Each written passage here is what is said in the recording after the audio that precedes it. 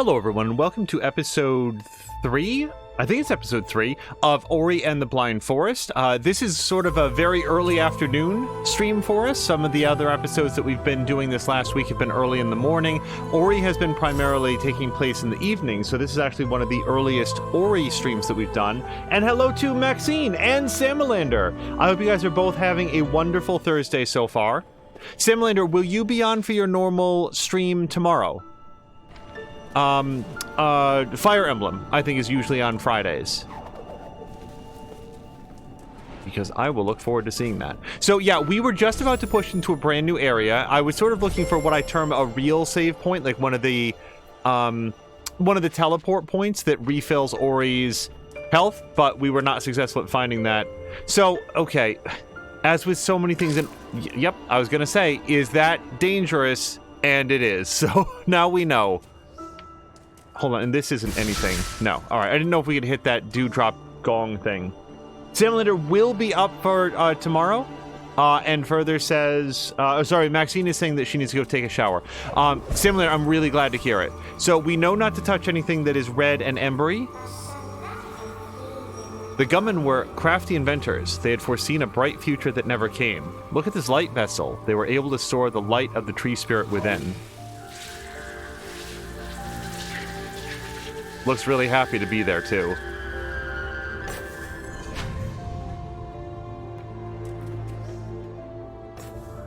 Okay. So, this gives us a shield. Does it give us a shield against red things? I don't see the red surface diminishing at all, so we're gonna head over this way. To activate and walk over Gummin structures without... Oh, so it does do that. Okay. So, in the last episode, Ori got the ability to walk on...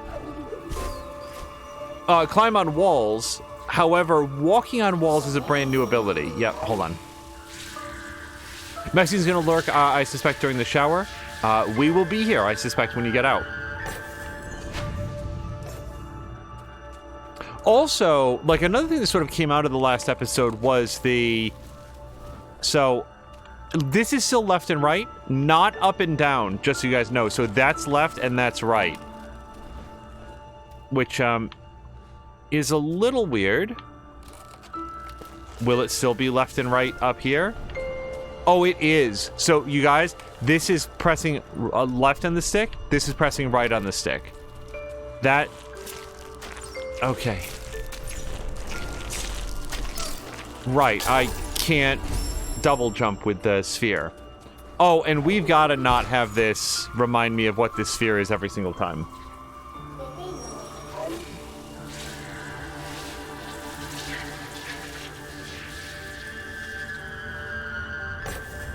Not 100% sure what to...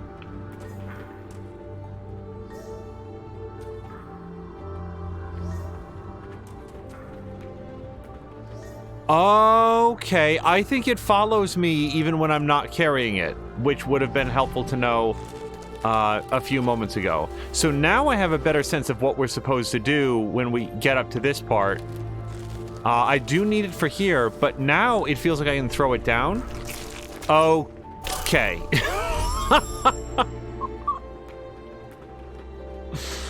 For some reason, I thought that I would continue to adhere to the wall after going up there, but...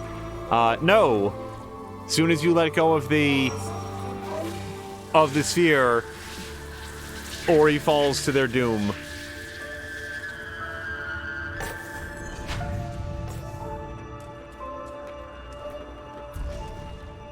Which is not to say that we shouldn't put it down, just that I should be more thoughtful about where I'm putting it down. I guess I thought that the adherence to the wall was based on the surface, not the... gear. So now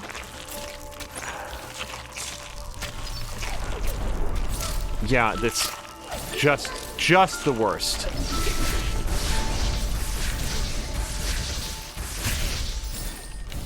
Okay, just don't move anywhere. Alright, we're gonna get back a couple points and then we can pick this up. Okay. The left and right of it is Weird.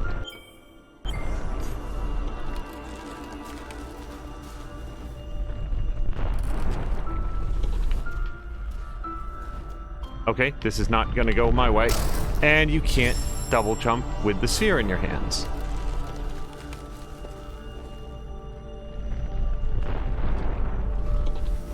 So I'll wait until just after it has clumped, and then we can go, okay, like this.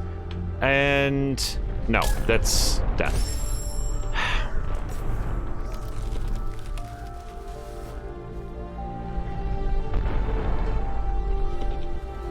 Working out the rules, I mean, there's... Yeah, no, oh, okay, I could have made that. I was underestimating Ori's jumping ability. So I definitely do not want to drop from here. I would have to go all the way back down. What I'm not sure, though, how to do is how to make it past this guy if I can't fight him. I guess it's just avoid him a bunch. With the controls reversed. Nope. Oh, boy.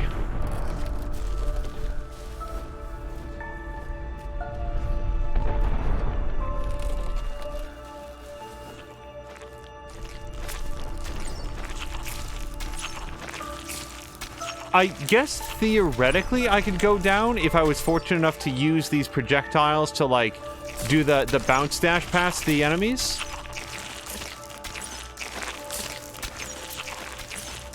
Honestly, I think that I was about to say taking some incidental damage to just get through here would be fine, but then I took lethal damage. No, okay.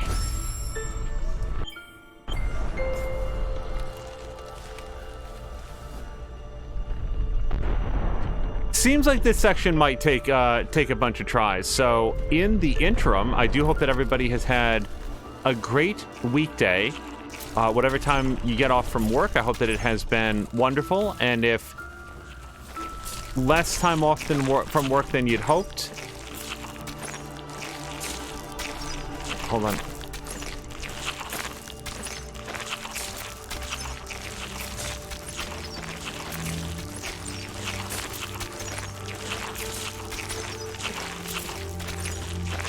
Okay, so I'm looking down and jumping. Okay. And now I need to take one more point of damage to die.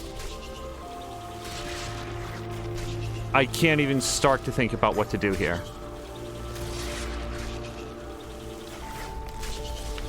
Nope.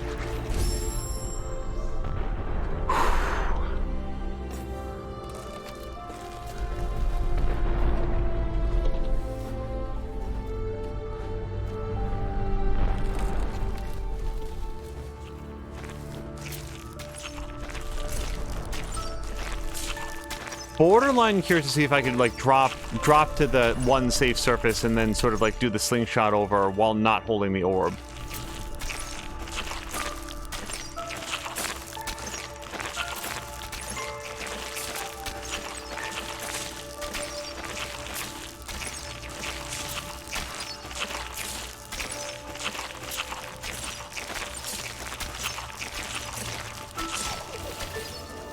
Okay, but just stop. So, nope, oh, it did let me save. Wow, that was generous. Usually it's like, nope, you're not allowed to save near enemies. And I don't know how much more near enemies I could be right now. Okay. Right, because it was still going down. Boy, thank God I got a chance to save here. It feels suboptimal due to the presence of this enemy. So, wait a second. Should I... Yeah, no, it does. Should I just try to, like, shoot past this guy? Nope. No. Okay, you know what? Any port in a storm, right? I'm gonna save that. Just completely cheese my way past it. Nope. So I keep pressing B to try to pick up the shield sphere, and that's why that keeps coming up.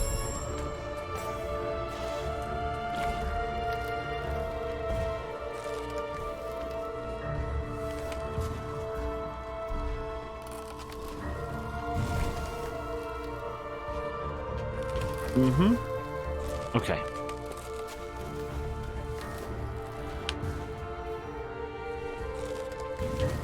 And I assume this way.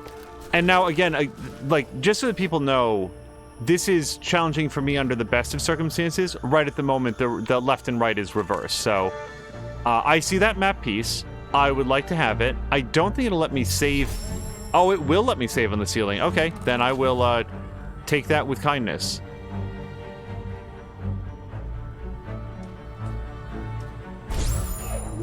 And I was pressing the wrong button. So I don't get to do any jumping on that. I'm just trying to see, like, how else would I get up to that? Is it just that we... Oh, yeah. Right. I don't know why I thought that dropping onto that was a good idea. So I'll try... So what I want to do is jump over to, like, screen right and see if I can drop the sphere midway. I don't know if that's going to work. No, you cannot drop it in midair. Oh, hello to Moo, who says, oh boy, this is a fun one. Hello to Moo and Patikan. Moo is giving Patikan a kind hug. And hello to Scaly One. I hope that you are all having a wonderful Thursday. I don't know how to get this. And how... Okay. The backwards controls are really messing with my head. So... Drop? Jump? Okay. Yeah, theoretically I could get it that way. That feels like a big damn theory. Okay, hold on. Let me pick up the sphere.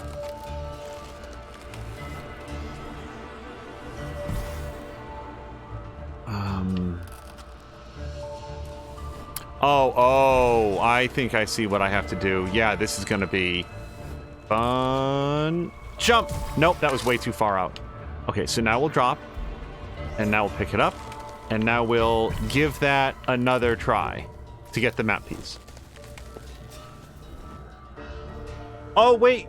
Did Grumpy also say hello earlier? Grumpy, well, I guess Grumpy can pound sand if he chooses, but I'm also very glad to have Grumpy here as well.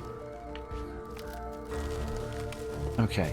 So, again, drop, jump. I'm honestly wondering if, Okay. Why was I allowed to touch the side of that? You know what? I'm not going to ask any questions. I'm just going to lay down another save.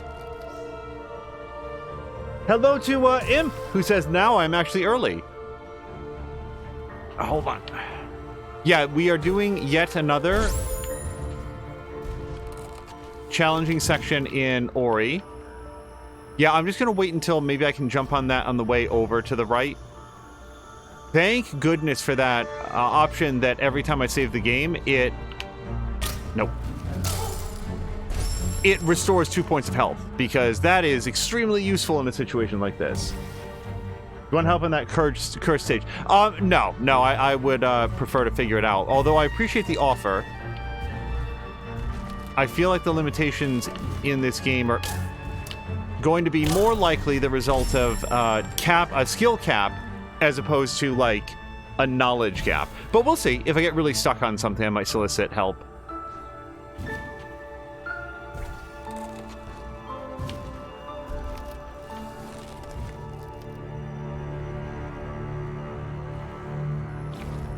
Debating on whether or not I save it immediately upon reaching the other side. I kind of feel like yes, because I'm not going to get better at this. Yeah, screw it. Okay, so yeah. I guess I dropped down to that middle one. I don't know. That seems like complete death to me, but I don't know what other option I have. Now, can I walk around? Oh, okay, you can walk around on these. So I need to jump, drop, double jump over, but don't I just get burned by the stone then? I guess we're gonna find out.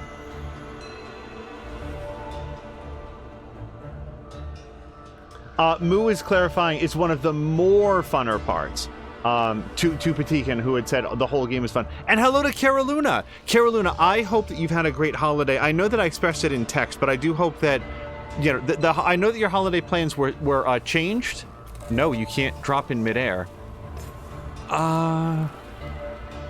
So can I just jump? No? Right.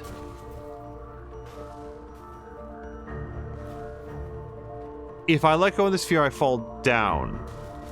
If I jump off the sphere, I go left?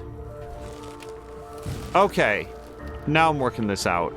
Oh my god. This reminds me of, like, most of the games that Mia plays. Not most of them. That's not. Mia played a series of games that played with gravity in all sorts of shocking ways. Okay, let me go here. And we're going to grab that blue because it's very helpful to me. Now, I'm going to try to get back onto this same position, and if I don't, then we'll try to hit the one beneath it. Yeah, that's fine. All right, so now we jump off and go down like this. Now, I'm curious if you can also do diagonals, although I don't probably think that I want to do that right now. Well, now, hold on. There's a map stone right over here. So, if I guess I'm going to try to go to the right. It may make me dead. Moo is giving Carolina a kind hug. I hated that place, but it was fun indeed. Wait. Which place? This place here in the game, or a different place, Imp? Okay, I'm going to try to fall to the right because I want to go to the map stone if I can. I do have a map stone piece. Yeah, no, that's just going to kill me. Unless I go immediately back to the down. Okay.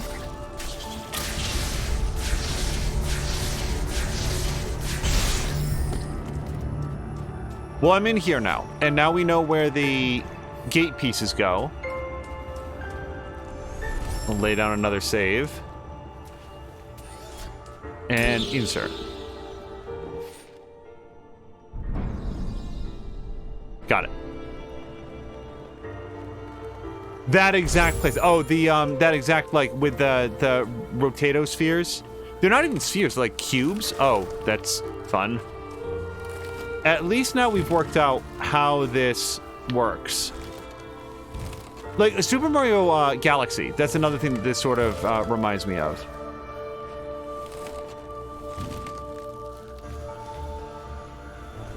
No, that's not the way to do that. So I guess I must fall to the left. I thought maybe it was within jumping range.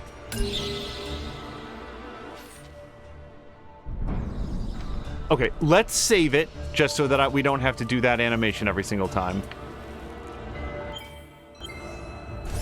Just go save it is one of those things that I've learned from my years. Like, I tend to get very proud and be like, no, I don't need a save point here. Yeah, but just make one. Just make the save. It's fine. I do see that blue crystal is back up. So we're going to try the same thing that we did on the left, except here.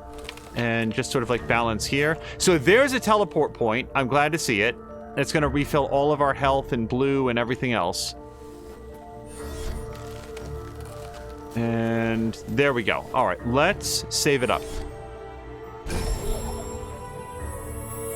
Carolyn says, if I played a game with, let's call it alternate gravity, man, that would screw with my head. It is definitely a different...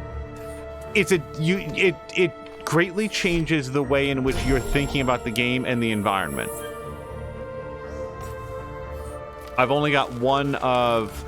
Was it 4 map pieces? I kind of feel like it was. And also, Caroluna, like, the other thing is... Also, so when we were fighting the... Not fighting. When I was facing the slugs earlier, I didn't realize that you could shoot your beam like this. So if you were thinking, why is he not just killing the enemies? Like, that's a very good question. I don't know what I want to do here. So this might... Okay, I did not die from this. Okay, then drop the... No.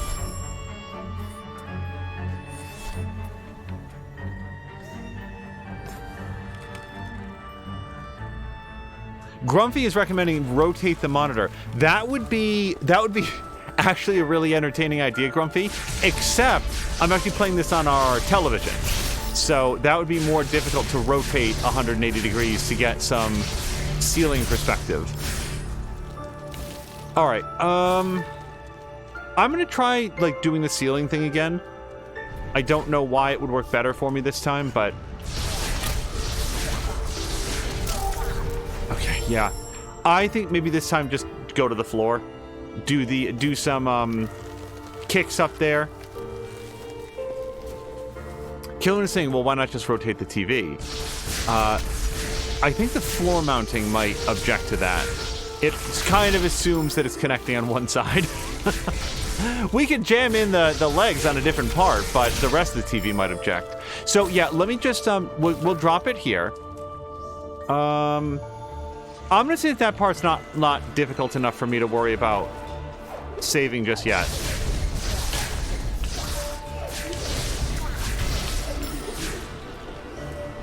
Okay. And now we can go forward. And since I just lost most of my health to that guy, let's save it. And we'll pick up the sphere. Take 2 points of damage from the slow-moving amoeba that's just on the edge. So, I feel like we go here, and then my goal is to fall, obviously, to the right, but not get hit by the laser beam as we do it. Okay.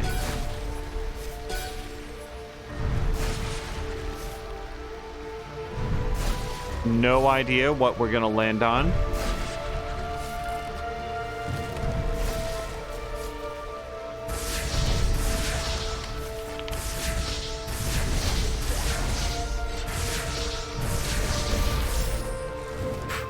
A lot of times when, like, the collectibles, the experience, like, jets out of them, I think it's another attack, even though it's a different color. Why the TV? You can maybe rotate the head. That would be fun, to have, like, a rotating seat that I could... Yeah, this is gonna be its own thing. Okay, save. Like, even as instead of the seat, get myself some one of those, like, remember the giant VR gyroscopes that they use in Lawnmower Man? I could have one of those and, like, hang myself upside down like I'm wearing gravity boots. So I need to thread a needle that I can't actually see from this perspective, which is mostly straight down. I mean, it doesn't look like it should be that hard, but I'm just prepping up for failure. Okay, cool.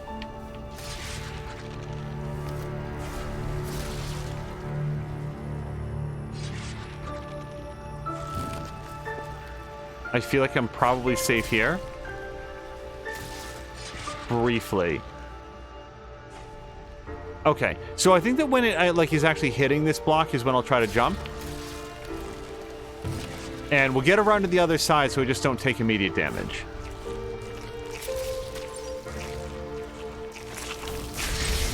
Sorry, while I'm trying not to take damage from this guy, or the laser. Who was it? Oh, hello to Centrifugal Force. Force, I hope you had a great holiday. I did see your response. Yeah, it feels like it's been a wonderful year for you, and I hope that continues all the way through this year and well into the next. If we don't get another opportunity to say it, Merry Christmas and a very, very Happy New Year. Yeah, she said, thank you for the Christmas wishes. Now, hold on. Somebody said something like, Lord Imp said, oh God, that's nauseating AF. Seriously, what was supposed to be the point of those giant gyroscopes that they strap you into inside Lawnmower Man, which, by the way, was based on actual things like actual VR setups of the era? What was the point of that except to make you violently nauseous? How on earth was that supposed to help you feel like you were in VR to also feel horribly dizzy?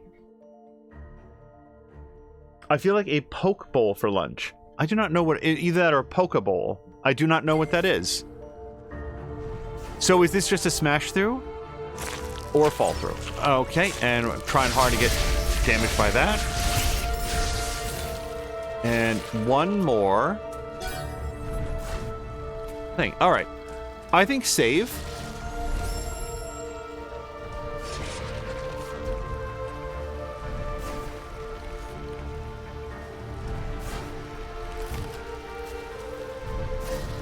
Oh, wait, I did not go down. I don't think I wanted to go down. That would have been back to the map room, and that would have been less helpful, I think.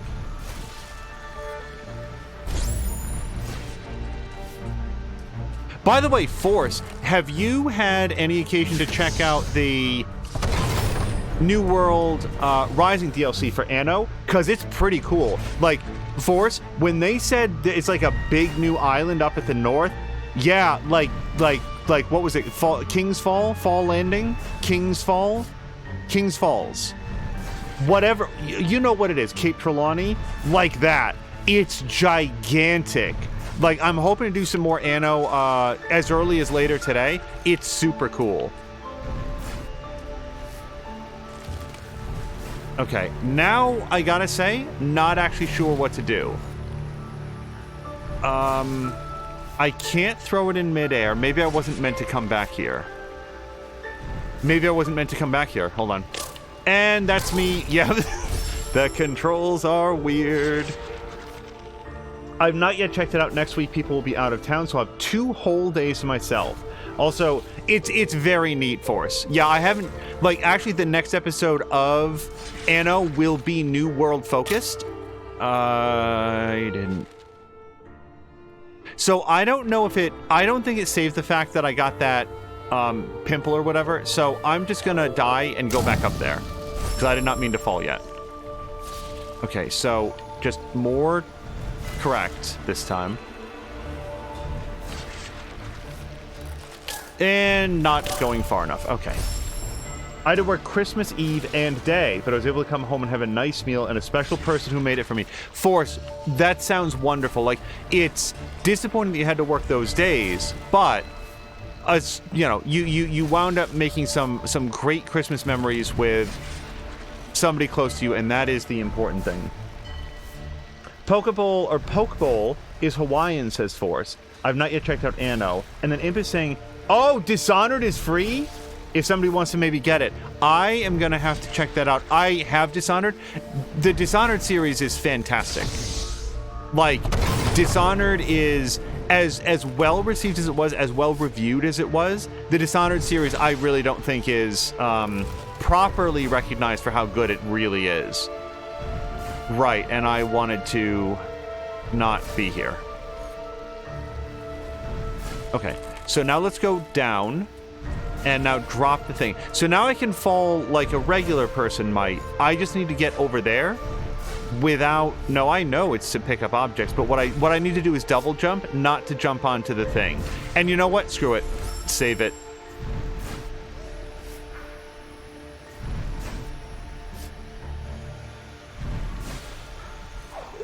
Oh, wow.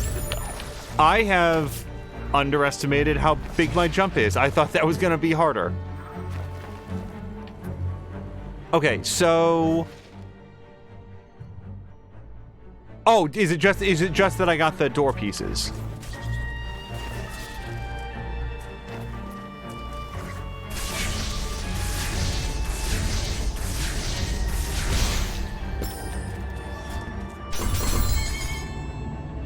No, I am still short a door piece. And now I see where it is. Okay, we will head back to get it. Just check Dishonored, the Definitive Edition is free on Epic. So I actually can't speak to any of the Definitive Edition content.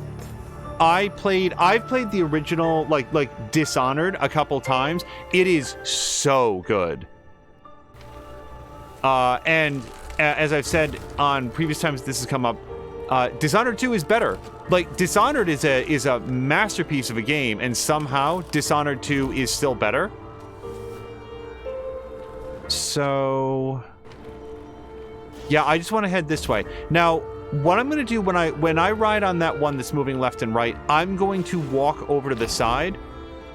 No, there's no way. Okay, I'm not going to do that, because if this would allow you to go around the edges and ride it on the side, it would have flamey, like, jets of energy on the sides as well, the way that the big cubes do. And this one's only flamey on the top.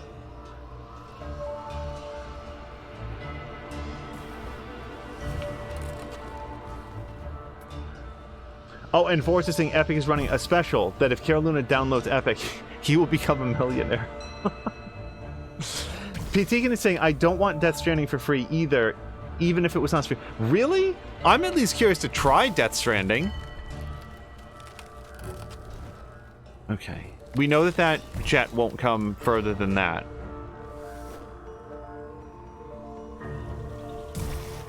I really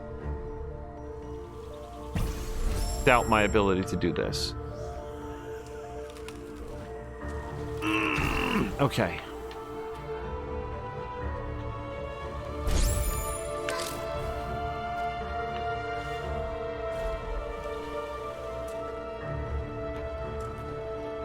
Okay. That's the fourth piece, which was right there the whole time. I just didn't see it. So we'll just put this down and get back some blue juice. And again, just save it. Just what am I trying to prove by not saving it every 3 steps? Yeah, Death Stranding, I don't get, and I don't know that I'm gonna care for it, but I'm at least curious to try it out because it is, from what very little I've seen of it, unlike any other game or genre that I have played. So I am willing to check it out. Well, Grumpy says that Death Stranding creeps him out too much. I just couldn't hack it. Okay, again, I just drop here, yeah?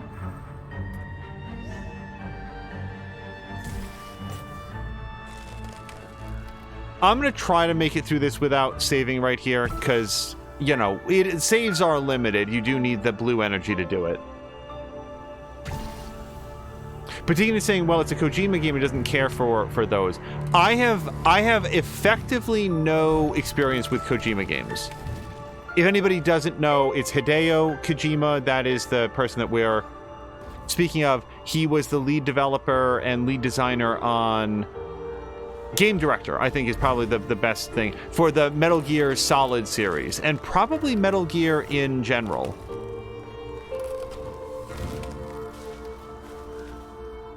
Okay, so when I fall, I want to press right to go onto the sphere.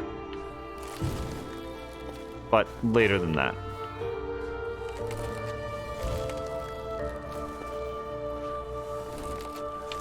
Okay. So, yes, now I'm just trying to get to the door, which is right here.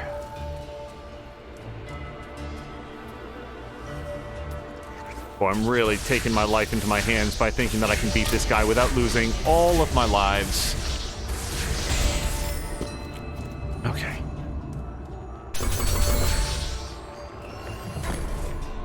Imp is saying, most of the AAA games they give out during occasions I already have, so I just add it to the library on Epic for extra detail. Oh, and Force just had to restart her PC, and now Steam will launch. Yeah, Force, if you didn't hear, we were just talking about the fact that Dishonored is free on Epic. Oh, I remember that guy. Gummo.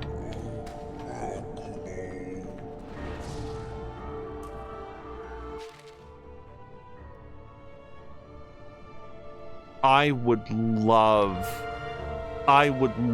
to save it. Hold on. We're gonna do like a little save, but I would love to hit that teleport point and get back all the lives and all the everything.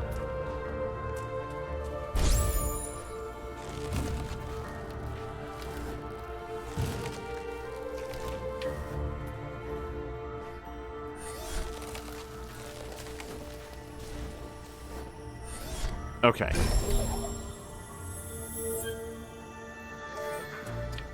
Yeah, and in fact, like to that point, I'm relatively sure that we actually already own Death Stranding Definitive, or Director's Cut, whatever it's called, on Steam from some prior sale. But have not yet played it, so I'm still looking forward to trying it out. The games that I'm the most reluctant... I mean, if you want to give it to me free on Epic, I'll take it and say thank you. But the games that I'm the least enthusiastic to get on... Epic are games where I have other games in that franchise on another platform like Steam. You know, Mass Effect, although that now has a Legendary Edition that has all the main games. But, you know, just hypothetically. Oh, hold on. Ori has apparently found where this goes.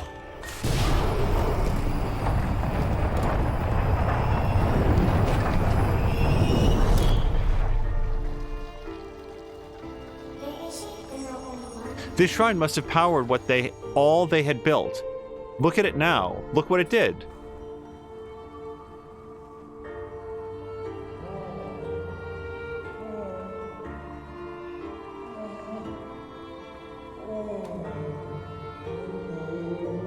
Oh, is that Gummo's friend?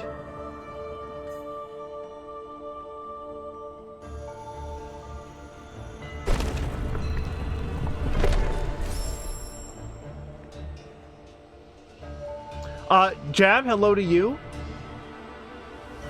Imp is saying Red Dead Redemption 2 and Uncharted was surprisingly fun. May I speak a little bit about its lore of this place? As long as we're not going to get into any story spoilers, because that's what I would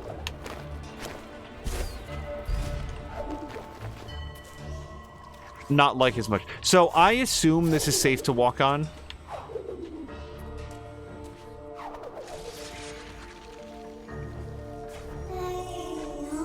I wonder if Gummo knows their fate. I hope he can forgive us that we live and they are gone. I guess these were Gummo's people. And they did say in the last episode what these folks were called. I don't happen to remember it right at the moment. But a team of engineers that wanted to, like, preserve the Great Tree. Okay. SnowRunner Season P pack is up for sale. Season 3 pack, says Grumpy, although none of the DLCs are actually out. So is that like in preparation, like buy it now and then you'll be able to get the rest of it? And Imp is not going to speak about the main story. Yeah, both Red Dead Redemption 2 and Uncharted are very good games in my opinion. Oh, by the way, like if Harmonious Crow comes by, it looks to me like App had decided to step back on Fallen Order. I know that he was having some difficulty streaming it successfully. Oh, that was too early. Sorry. And that was not a double jump.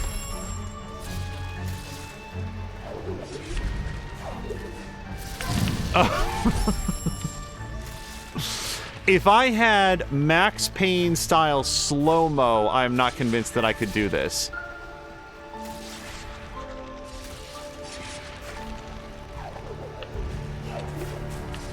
I am trying to get up onto the pillar. I should just climb. You know what I should do? Just climb instead of trying to jump up there. And it's gonna be a little bit.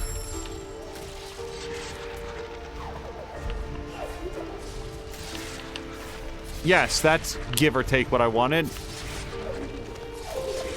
Okay. I don't think that I can afford to save it every time I face a death laser, although it does depend on what the rules are for getting across here.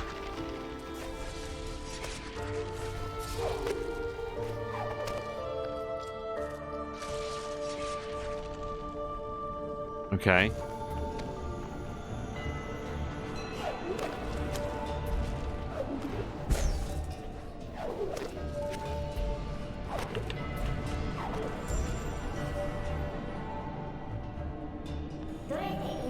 The element of winds lies before us, stored in the heart of this place.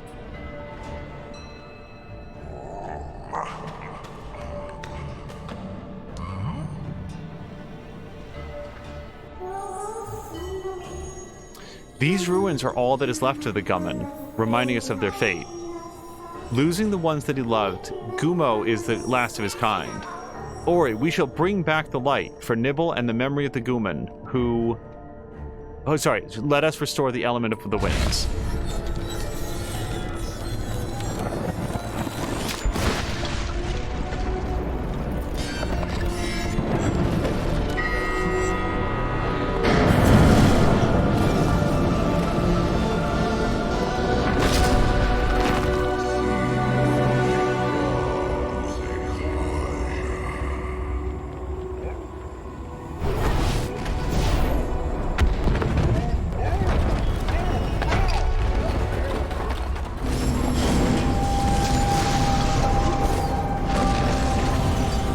Okay. Yep.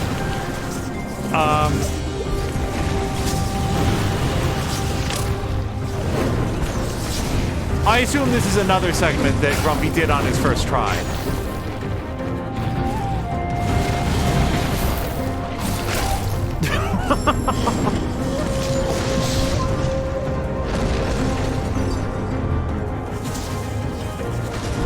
What I was gonna say is that it felt like App was having a lot of difficulty. I don't know how not to take damage from all of this. App was having difficulty getting Fallen Order, Jedi Fallen Order, to stream reliably. So it looks like maybe what he's decided to do is move on to Red Dead Redemption 2, which, if anything, is a more technically complicated game, but it seemed to be running very well for him up to a point.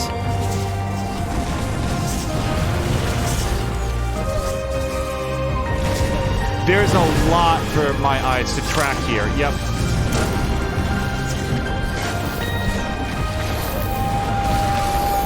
Okay, I would dearly love to go through that gap. Grumpy said, oh, whoops. I looked away from the camera for 1 second. The PS5 version is also better. I saw better graphics and performance. Wait, of which, Patikan? Death Stranding or...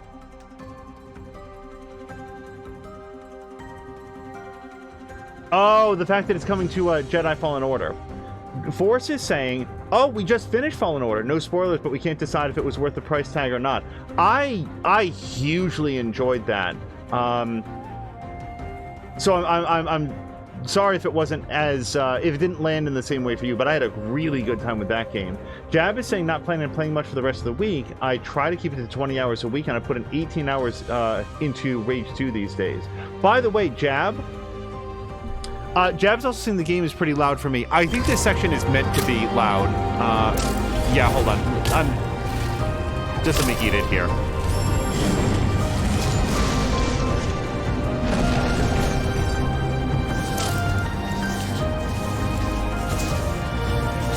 Force was also saying that apparently there was some input lag for them with Fallen Order. Yeah, I played it on PC, where input lag was not an issue. Oh, God.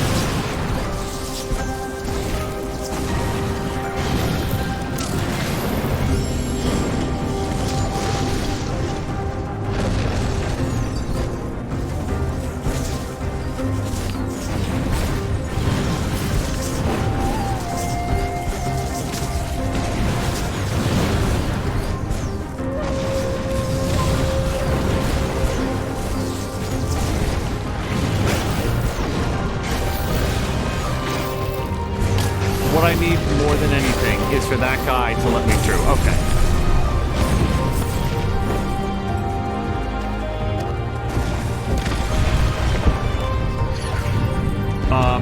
Oh, probably ride this some more. I don't know what I was supposed to do there.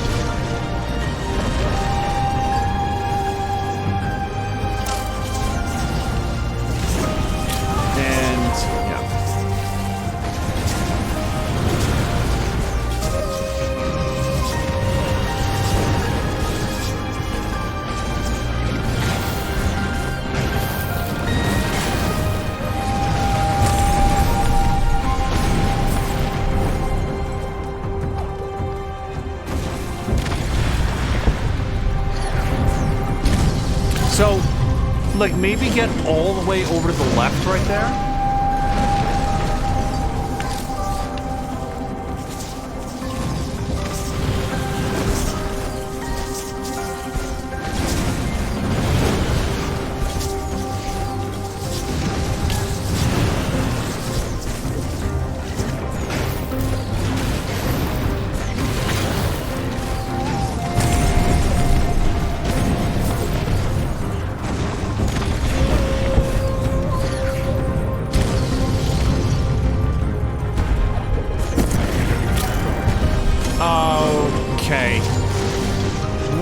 thought that that was opening up like a place up above that I could glide into.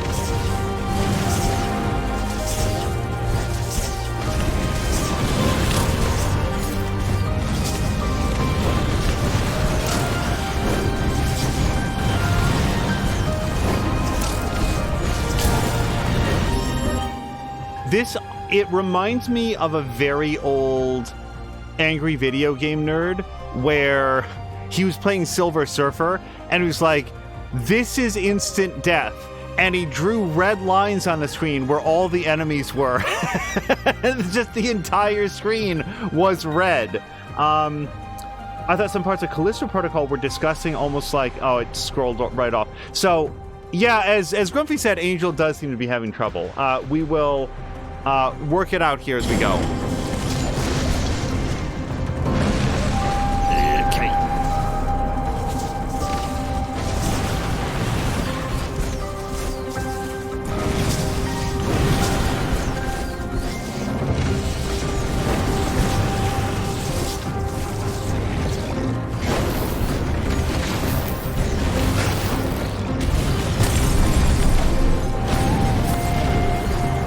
Oh, I go down.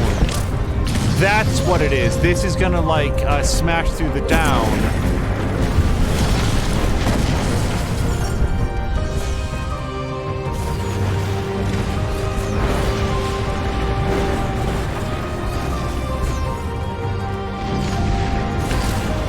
Okay.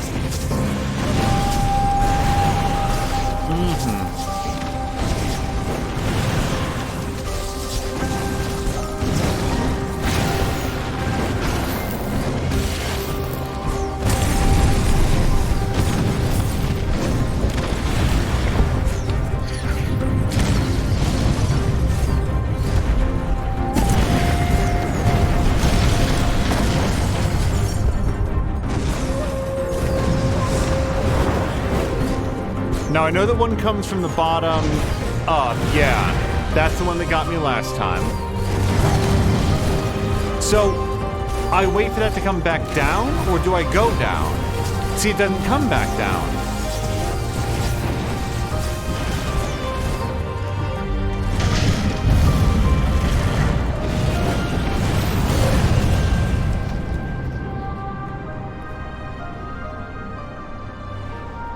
And now that bird just comes and snaps me out of the air. Oh, actually, yeah, Kuro. Kuro's nest. That's where we're going. This is cool.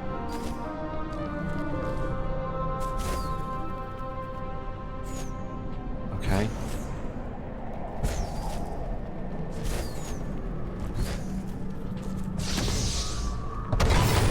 Well, if it'll let me, I'm going to save it. No. What would make you think it's unsafe, though, Ori?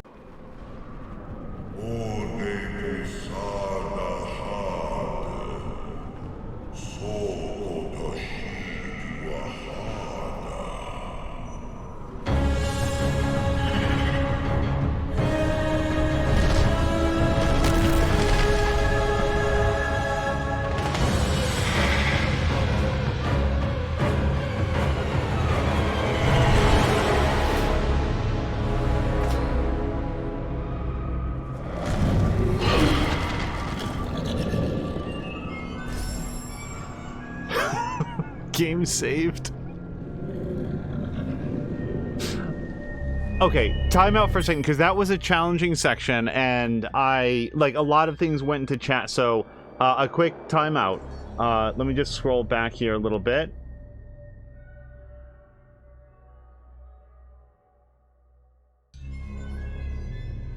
Wow, I love it when there's a lot of conversations here. So, Jab had said the game was pretty loud, and hopefully now it's going to be a little bit quieter. PS5 version is also better from what I saw, better graphics and performance. That's probably a Fallen Order then, based on what Patikin was saying. And Force said we did not see such improvements. He had a lot of input lag.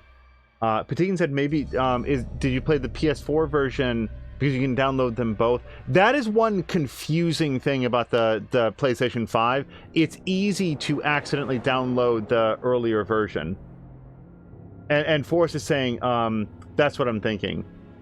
Yeah, you gotta look to see, does it have the little PS4 logo next to it? They don't do a good job of marking that. Moo is saying, speaking of being worth the price tag, I'm sad not to be getting Callisto Protocol. Yeah, that just came out, so I don't think it's on very much not very much sale yet. Moo is saying you seem to be having problems spending money. You can buy it yourself. $80 seems steep for a 7-hour game. Is that what? I didn't look at it because I was waiting for a price tag. I just didn't think it was $70, $80. Wow. But Taken got it for free. I'd love to know the backstory on that. Maybe it was with his new graphics card. Imp said, I just pressed the wrong button to escape Twitch, so what are you guys talking about now? Sorry I wasn't able to answer that. $60 here, said Patikin. Imp was asking what game. So, yeah, it was Callisto Protocol. Of course, I would want the season pass. Kaluna says, that seriously got to be good to defend that price. It's very expensive. $70 to $80, like, that, I would consider that expensive for a game that I would play for like a million years, like Civ 6. Like, I will probably be playing some form of Civ 4 and Civ 6 for most of my life, and still, that seems kind of pricey. Generally speaking, I will wait for a sale. It's not that the game developers don't deserve the cost, it's what can I afford, right? Moose says, if I had known I was going to need a download receipt for every Extra Life donation of $1 or more to mess with me in Patikin, I don't know if I've done it that many times. Oh no. Every single... I'm sorry, Moo, because all of that money went to such a great cause. I'm sorry that it's a hassle to get it, claimed at the end. I thought some parts of the Callisto Protocol were disgusting, almost like something like Alien Isolation with the eggs and stuff. I haven't seen very much of it. I've been trying to avoid too much information about it. I definitely want to play Callisto Protocol, but it may be like a year. That was when Grumpy is saying Angel seems to be having trouble. Yes, indeed. Squish, says Moo. I almost heard... Oh, yeah, that was probably when the big rock fell. Dead Space Remake comes out in a month or so. I think that is right, Patikin. It comes out pretty soon. Dead Space 3 wasn't so good like the first one. I agree that Dead Space 3 was very different from the first one. I still enjoyed it a lot. Like, I understand people wanting Dead Space might not have been happy with Dead Space 3, but for people like me who, like, I liked Dead Space. I'll tell you this, I like Dead Space 3 more than Dead Space 2, personally. I thought that Dead Space 2 was a not particularly well done retread of things that the first one had done better, and then Dead Space 3 was like, well, then we'll do our own thing. I like that one a whole bunch. Moo should marathon, was it Alan Wake the next 2 days to finish it before news? Moo, that would be amazing. That would be so awesome if Moo just mainlines Alan Wake and just suddenly blasts it out over the next 2 days. That would be so awesome. Oh, Patikin's gonna buy Alan Wake Remastered this week. I should see if we have it. I don't think that we do. Do we have? No, I'm getting the no.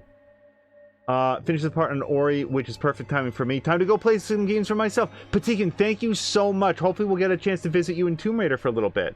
Yeah, Patikin's playing the 2013 Tomb Raider. He's going to replay all of them. The first one has some issues when you have high FPS. Yeah, frame rate locks are your friends. And then Moo is saying, I'm joking about the receipts. I don't mind since it was so fun and went on to a good cause. I just didn't realize I messed with them so much until I started itemizing it. Reviews are mixed on Steam so far for Callisto Protocol. Yes, and my sense of it Cara Luna, is the Callisto Protocol is not Dead Space. So the people who went into it expecting it to be Dead Space, like a reskin Dead Space, were not very happy with it. Now, that doesn't mean that they can't not like it. That can't mean that what it is not good. I have no idea. But what my temperature on it is that a lot of people discovered that the Callisto Protocol was not what they expected it to be, and has a much greater emphasis on, I think, avoiding conflict or being very, very measured in how you engage with conflict rather than becoming more action-paced as it goes on. And a lot of people were not happy to discover that.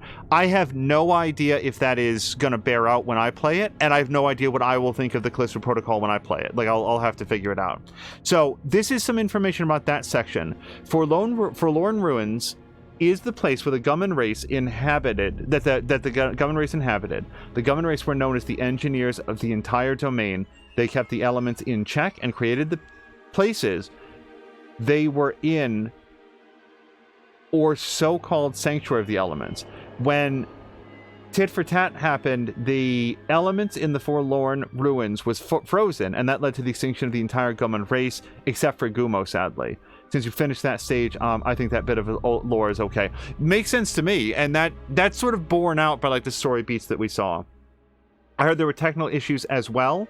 Jeff says, wait, avoiding contact? I don't get the concept. Yeah, there were also some really severe issues with Callisto Protocol, especially at launch, with shader compilations, where especially like your first impression of the game is hitch. Like, I want to say it was like Digital Foundry showed off like some hitching that could happen early in the game that could be in excess of like a second. So you'd be playing and the scene would just stop and then pick up 1 second later. And that doesn't sound like it's very long, but it's a really big deal if you're expecting 60 frames per second and you get 0 for 1 second. Oh, wait, is Foxcloud here? So your Angel streams about when I get off from work, good to know. Yeah, at least during vacation. We got a few more days of vacation. Okay, let's continue on. Carolyn is saying to Jab, oh, don't worry about the avoiding contact, because Mia's not going to do that either. The visual bugs and stuttering were the main problems in the game when I played it. I know that they've done some patching to try to fix that. The similar issues plagued Midnight Suns from what I've read, but have also been heavily patched. I don't know if they're gone yet, but just my understanding is that like to give Midnight Suns like a few minutes at the beginning until it like stops like jerking all over the place. So that brings us to what I'm doing here, back to the game. I don't know how I would possibly try to cover this distance without being seen.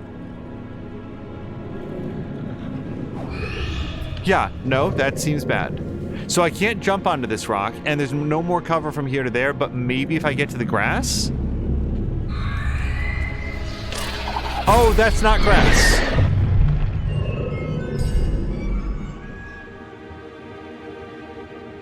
I can't breathe under here. Okay.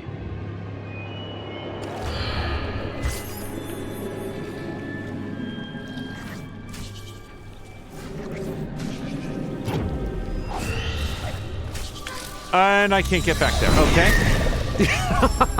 I do. What's this guy's name? Kuro. I do like the fact that Kuro he's just instant death. You don't even see him. He's just a flicker of darkness, and you are gone. Limp is saying the visual stuttering is still a massive problem. Intermittent stuttering issues really shatter my joy with SnowRunner too. Really? I'll have to take another look at SnowRunner. Cara Luna is directly responsible for selling me on SnowRunner. Okay. I want to play more. So Cara Luna is so good at making me want to play SnowRunner and Space Engineers.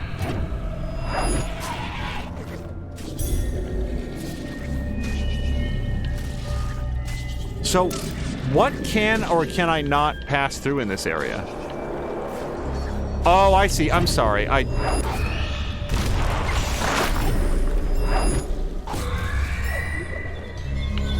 I wanted to go...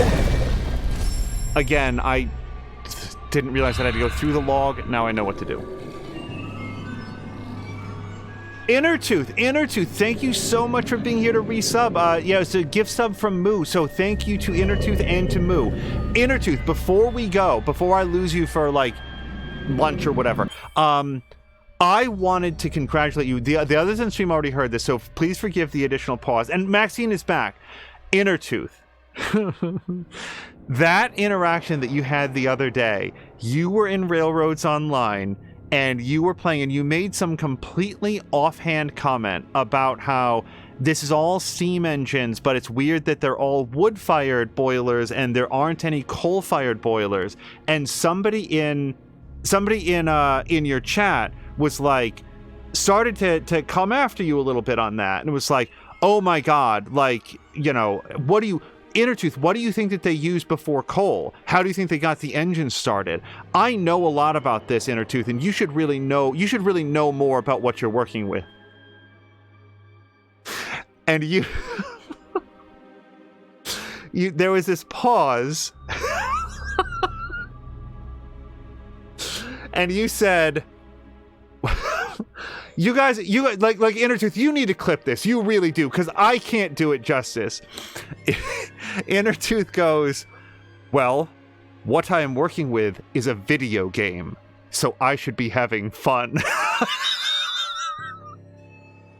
I loved it so much, Inner Tooth. It was the best thing. It was so funny. It was so, like, I in my life, and when I'm sitting in front of a microphone, like, especially, don't want to contribute to the amount of misinformation in the world. If I don't know something, I want to feel comfortable saying that I don't know. And if I'm wrong about something, I hope to be wrong about something in a light and easy way that, oh, I didn't know that, and it can just be corrected. I don't hold myself up as being an authority on anything, except maybe the specific details of my own life, and generally say, let's chill out and relax and have fun. There's certain things that I'll really put my foot down and say, NFTs, no, don't do that. Vaccines, yeah, you should probably be vaccinated. Like, there's certain things that I feel like are extremely clear. But on the whole, if I was like, I just didn't happen to know something about steam engines in the, like, mid-1700s, I wouldn't necessarily need somebody to come along and, like, advise me on the list, on a bibliography that I should read up on before playing Railroads Online. And your response, it was just so perfect. It was so perfect. I really loved it. And I wanted you to hear from me how much I like that moment. You should clip it, and I'm really serious about that. I really, really love it. Okay. Sorry, that's been like 3 days now that I haven't been able to, like, say to Inner Tooth. What I'm working is a video game. Imp is saying, honestly, the extra 600 plus FPS wasn't needed at all, but I wanted to play. But if I needed and wanted to play Callisto, I had to. Wait, where was the 600 extra FPS? Or did you dial Callisto Protocol down to, like, potato settings or something? Alright, I do like the fact that this really kills the spider, but now I know that what I have to do is go into the log, which is the step that I was missing before. Okay, so far so good. Can I save it here? Nope, it is an unsafe zone.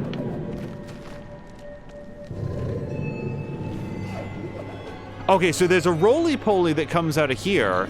I wasn't sure what he meant earlier, but now what I'm betting is that I need him to drop down and then follow me over to the right. Because left is back into the zone. Oh, I need to kick him over to the... Okay, dude, come down here. Alright, I know what I need to do, I just am not good at the game.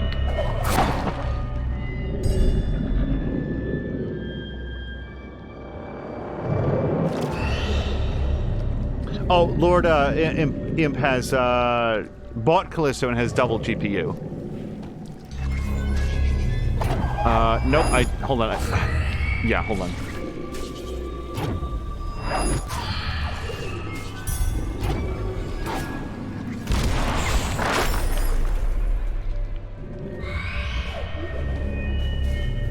I would love to save it. Okay, yeah. So what I need to do, just to explain that I do have a sense, I need that guy to drop down, and then I need to use the Y thing to actually throw him over to the right and break that barricade. Okay, so he starts rolling. Now hopefully he comes down. No. Come down. Come down. Okay. Nope, that's the end of me. Oh, wow. Imp has a RTX 4080 Ti and a 3090.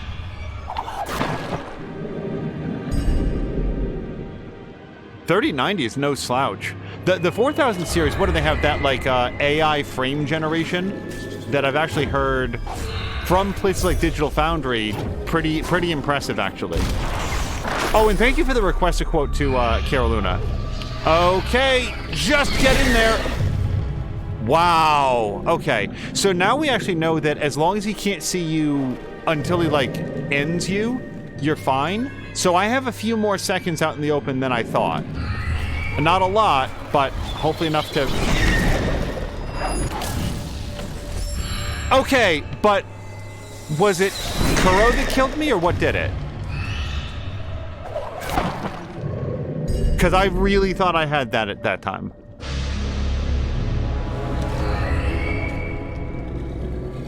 Ronan said, if this wasn't said already, man, Ori is a beautiful game. The art style and me are good friends. It really is.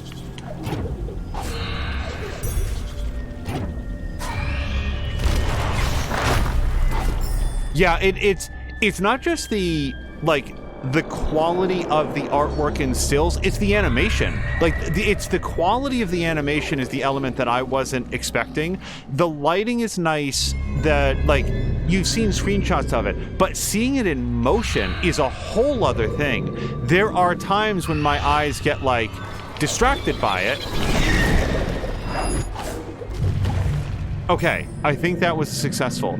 Like, that whole escape scene that we did a bit ago, there's so much sometimes happening on screen that it's sometimes difficult for me to parse where the danger is coming from, and I've suddenly took damage from something that I didn't realize was present.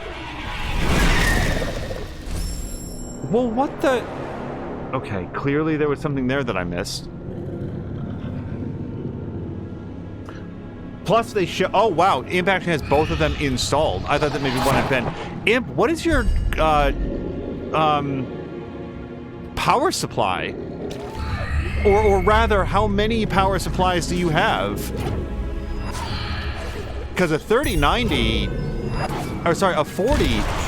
Was it 4090, did you say, or 4080?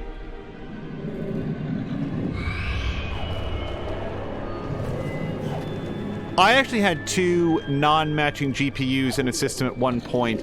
One of them was installed exclusively for, like, the NVIDIA physics stuff.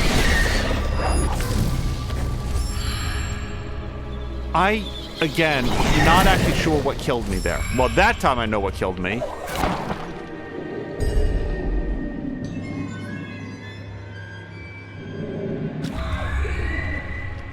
It's so adorable that there's, like, health packs here when, in point of fact, whatever happens to you in this area is pretty much guaranteed to be an incident.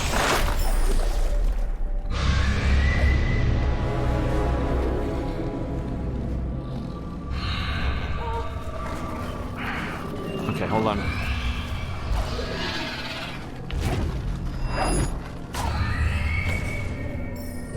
Okay. I don't feel like that section is hard, but for some reason I have a lot of difficulty with it.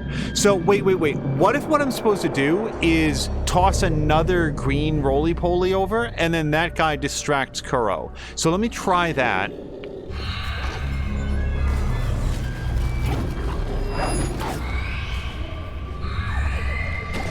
No, Kuro doesn't give a crap about that guy. Alright, it was worth a shot. You can use the other one for physics, but that's about it. Physics can also be done by the GPU. Whoa, okay. Sorry, I wandered into... So, do I drop down below the fence posts? Okay, that makes a little bit of sense.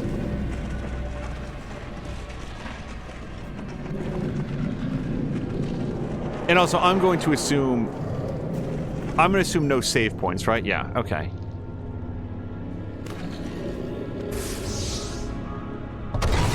Alright, I didn't know if that was a blue pustule over there. It's not glowing, but I thought I'd take a look. So maybe if I go up, and then make a dash to the right. Well, not like that. Wow, okay.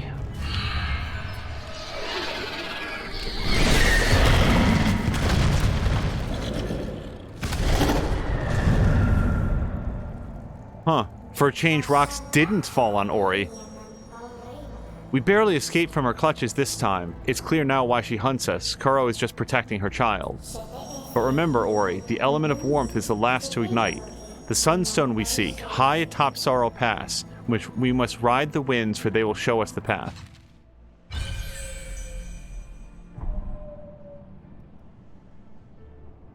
Also, only 82% of the Valley of Wind? Oh, yeah, look at that whole section. Whoops. Oh, thank you, everybody, for the Jeremys. I actually wouldn't know how to get back there. Oh, you know what I'd have to do? I'd have to teleport. Yeah, maybe that would be a more interesting section to explore when I don't have, like, the entire ceiling falling on me. Okay, so let's get up and out. Maybe if I can teleport back here, we will... Wait, I really want to save it. I should have done that. There we go.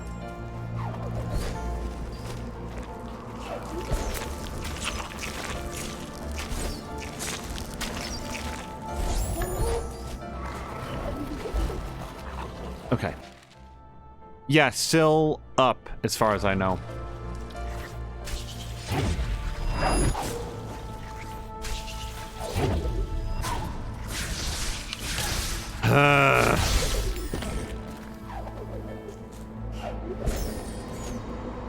Now, how do you think that this is a rhetorical question, but a door like this makes me think that there's a switch nearby, but I haven't seen anything on the way here. One of the ground pound switches. And I can't pray at this to get, like, health back or anything, no? Okay. Wait, what's that? Sorry, Grumpy has... Oh, it's like a cheeseburger thing? Not that kind of switch will open the door. Well, I'll have to figure it out on the path then. Maybe there's something else that'll do it.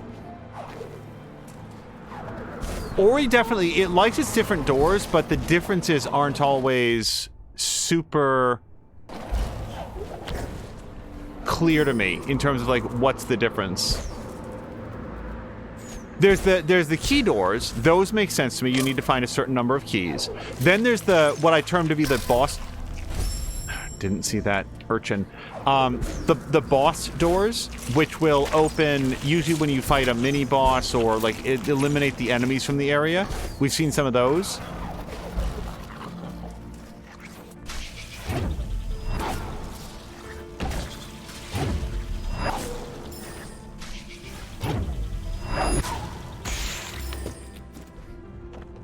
When I try to use my my shock lightning, it doesn't... I tend to take a lot of damage when doing that. Right. Yeah, over to the left and then up.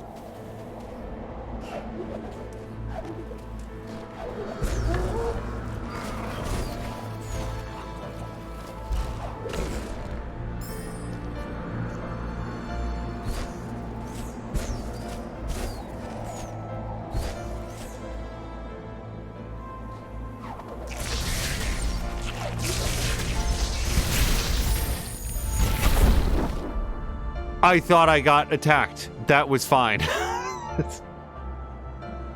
Lurk for footage since... Oh, foodage! Since Moo abandoned Grumpy. Grumpy, I hope that you have good footage. And again, I almost walked into the... Like, that's a rare example of, like, because of the foreground element, my eyes don't see that sea urchin, and I almost walked directly into it again.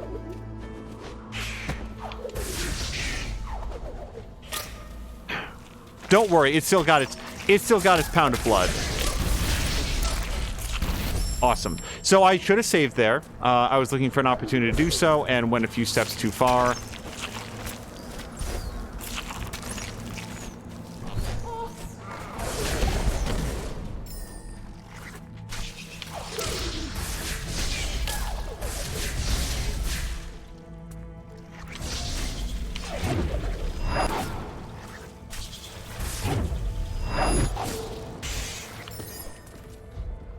Hey, that guy dropped some health.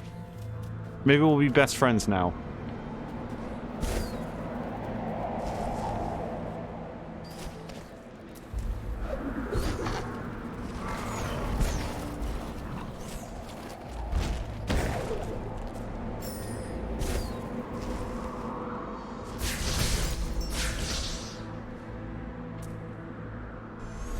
Yeah, screw it. Just save it there. I would have preferred to kill this guy, but I'm probably going to take a lot of damage fighting him. And then we get it all back. Okay, yeah, so let me actually save it again then. I feel like that guy's still going to be alive, but at least I'll get my skill point locked in.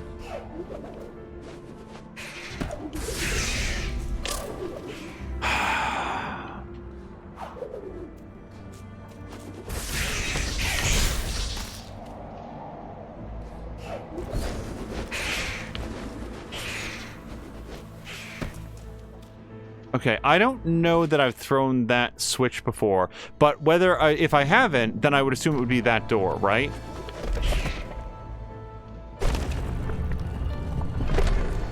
No. Why would I want to close that?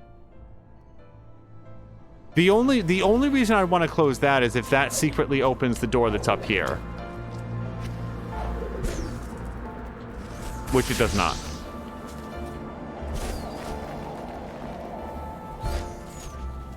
Yeah, absent an instruction from Gummo or something, I think it's probably best for me to leave this open. The sole reason why I want a double GPU setup, says Imp, is most of the games I wanted to play were so highly graphically demanding, and of course, outstanding performance-wise were most of the new games nowadays, like Red Dead Redemption 2, Last of Us 2, Dying Light, and RE Village. Oh wait, is Brian here as well? My favorite streamer of all time is what Moo is to Brian. Brian, I hope that you've had a pretty decent few days recovering. I hope that you're doing okay. Carolyn is saying the 3070 better be good enough for a while. I also hope so. Mia is what 2060 or 2070? I always forget what she has, but what she has is no slouch either. So we can see a section down here that we haven't been to, and also there is a teleport point there that would allow us to go back for that section that we missed. So I'm gonna make a mistake here. Oh, a big mistake too. I really dislike the random floor urchins. I'm so good at walking into them.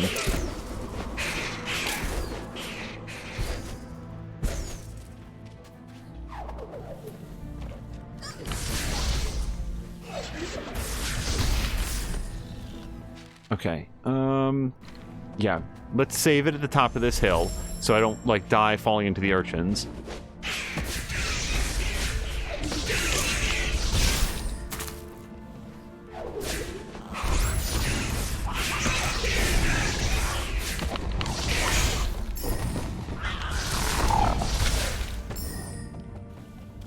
Right, this is why I haven't been there. Yeah, whatever I need to go through this floor is not very clear to me yet. But the teleport point still exists. And we're going to get back all our, like, juice and stuff when we get there. So I'm just going to refill it now.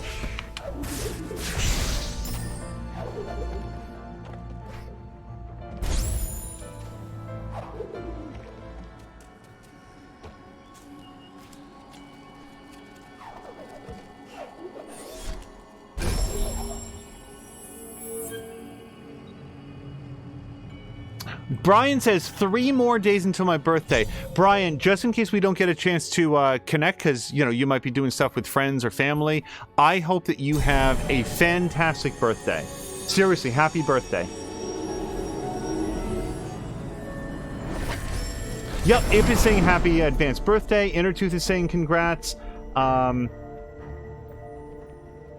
Yeah, I would be interested in, like, you know, cool new graphics card, except, like, the frame... Okay. It didn't occur to me that I couldn't walk on the edges of this anymore, but that's fine, because we can just get around in a more conventional way.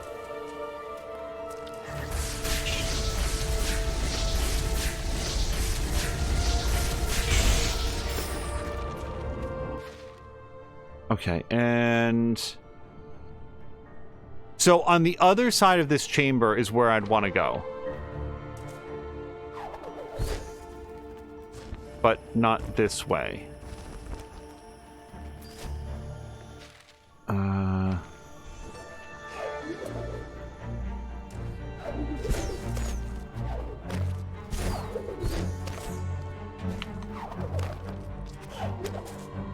So, how...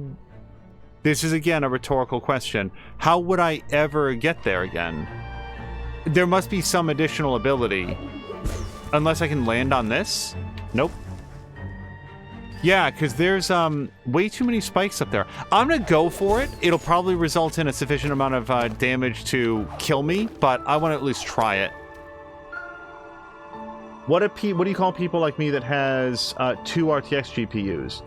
Oh, and Jab has said, I upgraded from a 2080 Ti to a 3080 when they came out. I'm not upgrading to a 40 series. That is madness to me. The pricing on the 40s is really, really expensive. So, yeah, I can't get the height to get there.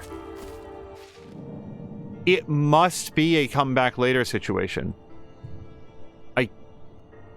Or, yeah, it looks like there might be... Like, if you look right there, it does look like you can fall in there. Like, fall into this big circular area. Because I can't think of any other way to get in there. And the only other section was down here. Yeah, there must be some sort of air boost, air dive, more potent glide, fly, something like that.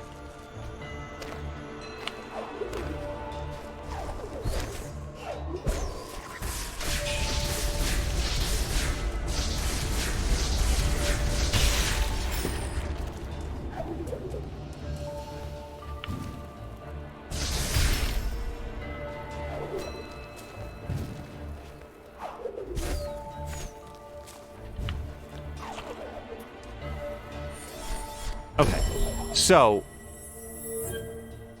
we know where I'm going, which is up there. So the Valley of the Wind is probably like the next best teleport point. Samler is still on a 1070. Hey man, if a 1070 plays the games you need, like I've got a very good relative who is still on a 1080 Ti. Still a great card. So Sorrow Pass is where I want to go. It doesn't want me to zoom out from here. It looks like maybe I just go across to the left here. I don't know how to open that door, I assume.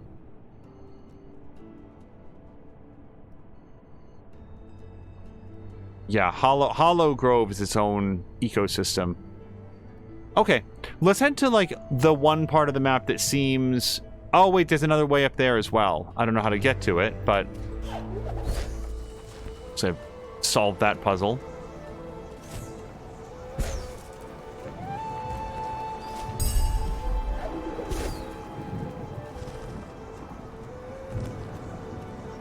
Oh, an Inner Tooth bounced from his 1060 to a 3060.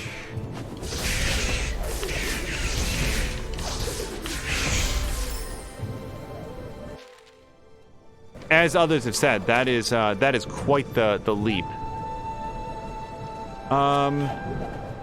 Yeah, I do not have a way to get up there, not without a bird to dash in here and show me the way. Hey, do you want to come with me real quick?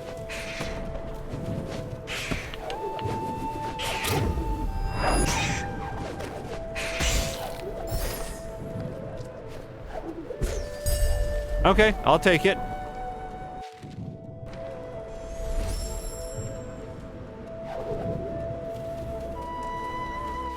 Okay, so again, there is a way across, but I think that on last... Oh, well, last inspection I didn't have the leaf, so now we can totally get up here. And now we can get up this way. Okay. Yeah, I remember looking over here, what was that, last episode, and being like, how are you supposed to do that?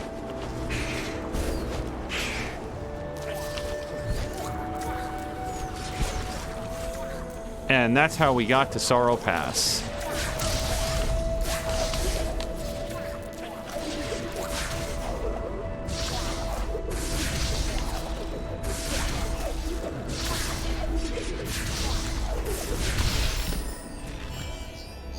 Let's open this energy door right now while I have the energy to do it. And I'm actually going to save it, because this has all sorts of capacity to kill me. Hey, by the way, did one single person in the world watch that sequel to A Christmas Story? Like, what was it called? Another Christmas Story? Or... It wasn't called A Christmas Story 2, but it was something like that. Angel, I can't have you speedrun that area, is what Imp says. Can I add an absolute and radical must-do before you enter that space? I don't know. I'd rather, experience the game myself. I'm not sure... Oh, there is another area down there. Wait, but that's Misty Woods. Yeah, that's Mystery Woods. I went through there. I got 94% completion.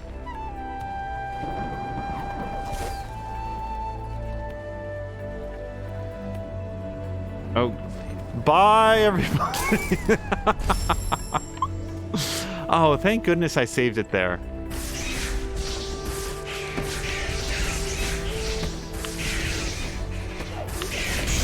Yeah, I am making a good faith endeavor to cover as much of the game as I can.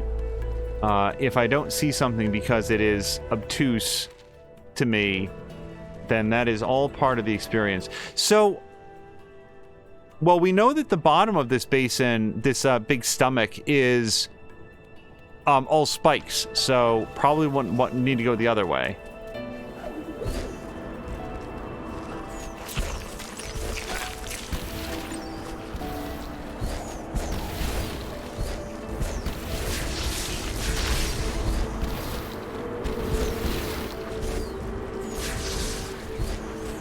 Yeah, no, look at this guy. Just... Okay, fine, then fall. Okay, so... There might be something down. I'm careful enough about it.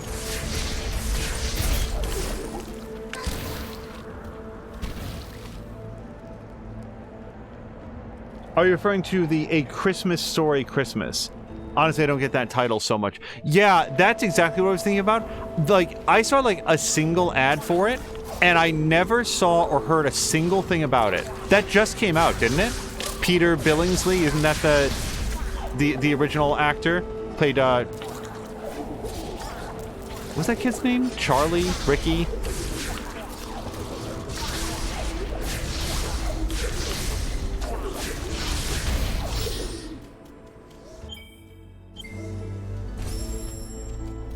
I'm looking forward to getting the charge dash. That's the next upgrade that I want to get when we get here.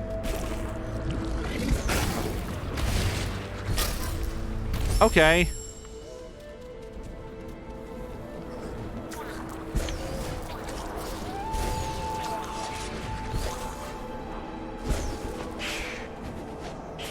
Okay.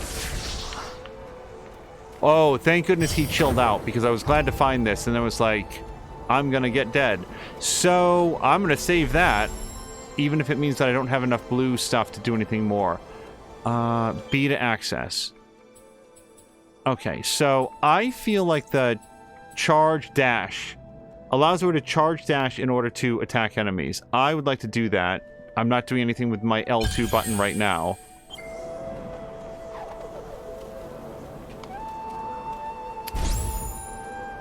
L2, sorry. Left trigger does nothing. Okay. Which suggests that this is yet another ability that requires me to have something else that happens later in the game.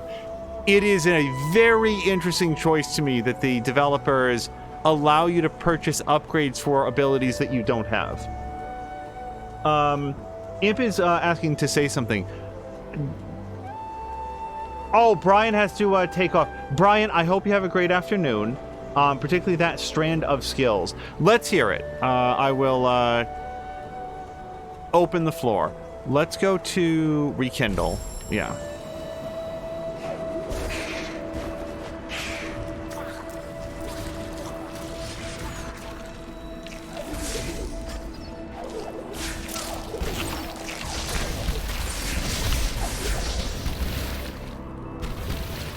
Alright, I feel like I have very few options to remain alive.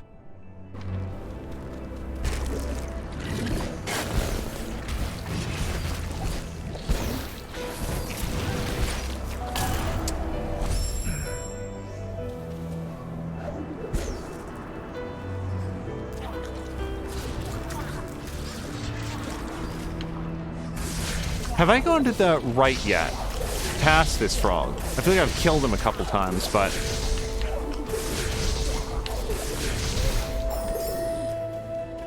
Hey, he's dropping some green energy. Right. That's the stomach. Okay. Get those if you get the actual ability. You're gonna waste the points you've acquired that might be used on the other strands. So at issue is... I don't think I can get there right now.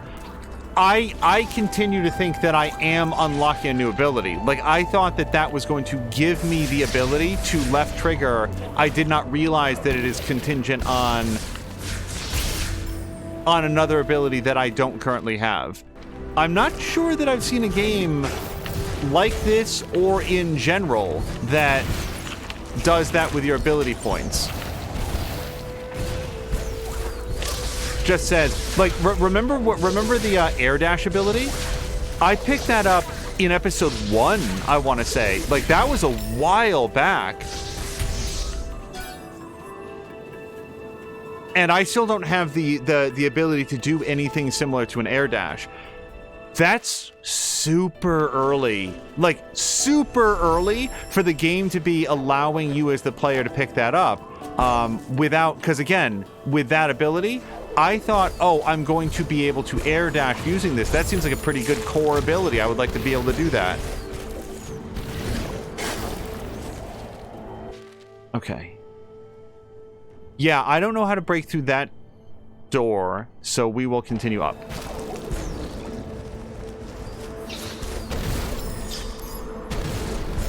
The next closest thing that I can... Okay, I think I know what it wants me to do.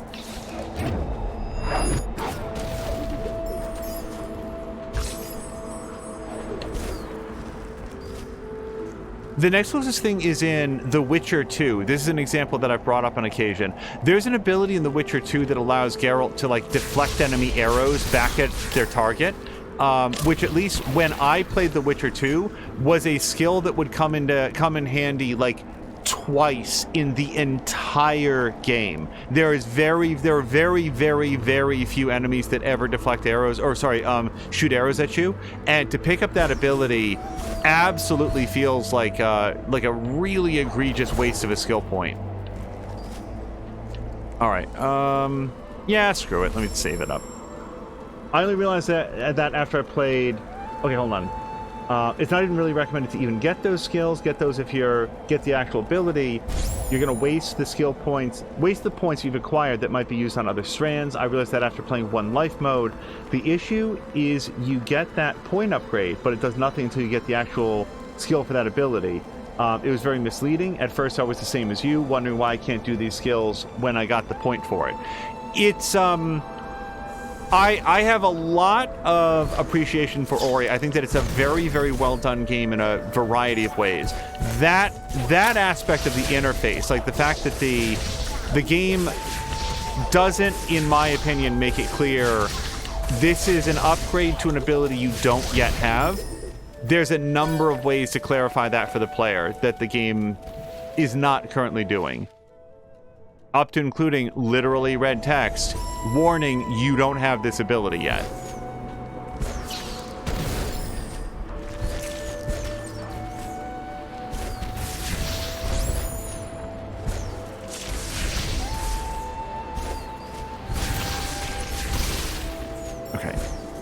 glide past this. All right.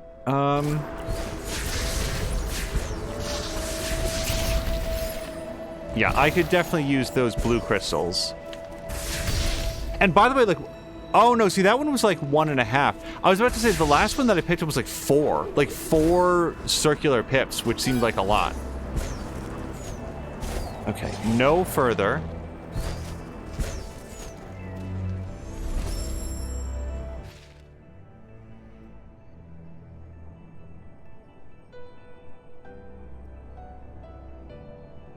Not see. God damn it. Okay.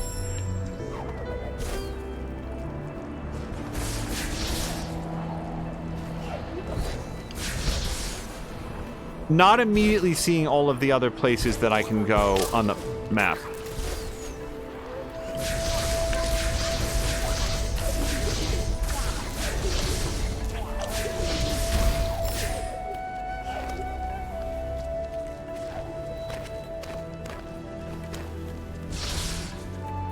Yeah, I can't go up here. We might be able to smash down from the top side, but that's a big might.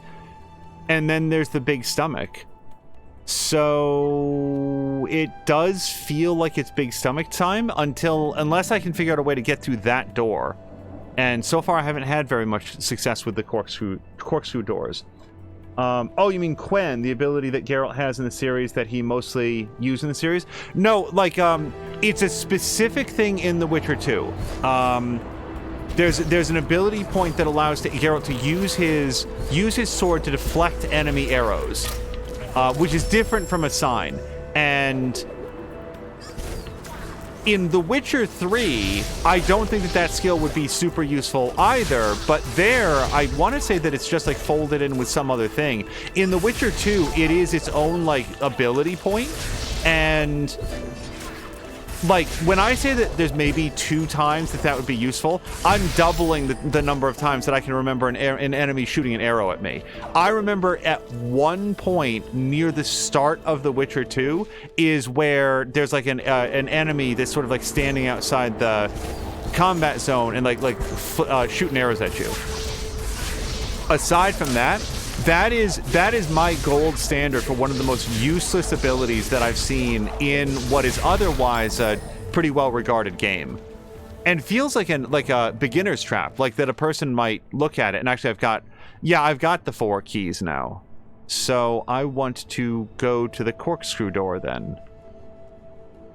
Yes, okay. I thought I only had 3. Up. If you were playing The Witcher 2 for the first time, then you might say, oh, wow, well, I just saw one enemy shooting arrows at me. Maybe I should pick this up so that I can deflect the arrows. That seems like a pretty cool ability for a Witcher to have. And then it just, like, never comes up again. Maybe if you do get the ability, then like, there's more enemies in the game that will allow you to feel cool while using it. But I didn't get the ability, and I didn't see another archer in the whole rest of the game. He used Quen several times, then Helio something for that one episode. Oh, sorry. I didn't realize that the amoeba was coming this way.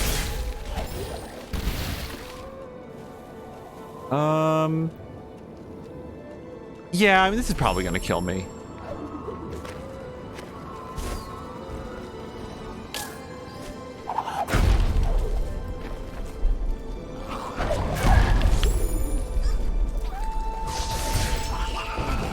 I don't want to fight that guy. Those big, like, blurping frog guys, they are incredibly accurate to me. They're very good at knowing how to arc their shots to be a jerk to Ori. And yeah, I should probably use the Y ability on them as well. The issue is that their shots arc, whereas these ones don't. So I have a harder time aiming them.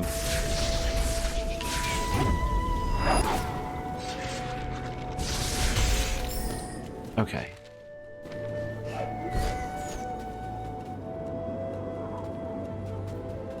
By the way, I don't know anything about it, But speaking of The Witcher, I have heard only bad things from, like, even people and, like, sites that I know that are a fan of the Witcher television series really don't seem to like that Witcher Blood Origin prequel series that just came out.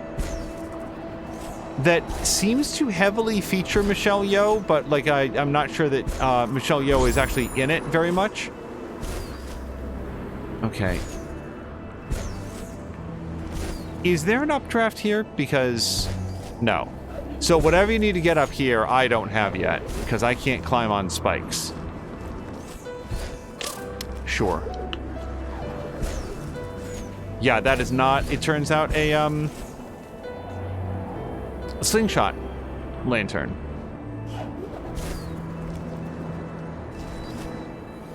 All right, I do see the up, but this looks more like a dead end.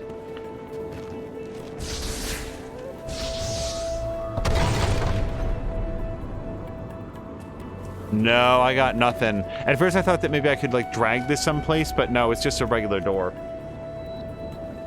Jab says, sounds like something that was put in for stuff that was later edited out. Oh, of the game? I lasted about 5 minutes. Is that fair? No, I don't care. In Blood Origin, Jab, or was it something else? Oh, by the way, Jab, oh my god, I kept intending to say this. So, Jab, it's something that I want to, like, touch base with you and Mark back on. We got a chance to watch the first episode of Sandman yesterday. That is a super good first episode of anything. Like, it's so well told. I really enjoyed it. Yeah. Not surprised to get smoked by that guy. But we're still going this way.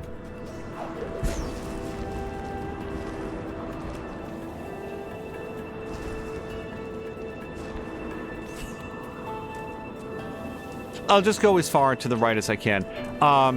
Yeah, I'm not, as I've talked about in the past, I'm not familiar with the source material, so I'm coming into this basically completely fresh, and the show has me immediately hooked. I definitely want to see more of it. I thought the effects work was really well done. See, we're past the era where, like, bad special effects or anything outside the realm of, like, a sci-fi original product. These days, good special effects are, it's almost more expensive to get bad ones because there's so many studio houses that are competing with one another. Yeah, they're expensive, but they're worth it. They're worth your money. What was impressive to me about Sandman is it looked super high budget, but it was also very inventive. It was very creative with the effects that it used. And it just looks great. And of course the acting is really good, and I got, like, looped in on the story immediately. Okay, there is another map piece over here.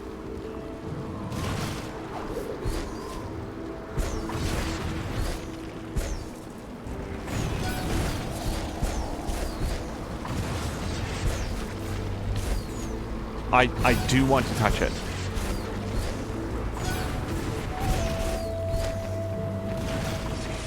Hold Y to bash objects. Okay, but where would I want to bash it, though? Surely not into that door. No, that door is where I need my 4 door pieces. The whole thing is a beautiful story, says Jeff. Oh, and hello to Mark Quack, who heard me say that I really liked it. Yeah, yeah, we've been talking about that one for a while. Like, yeah, we definitely want to see. So a fun thing about me is that, I don't know about fun. A thing about me is that I usually don't like to watch multiple episodes of things in a row. 2 is pretty much my limit. It's interesting that I like, well, I'm so good at finding the blue orbs and not the green ones. I have 50% more blue orbs than I have green ones. Okay.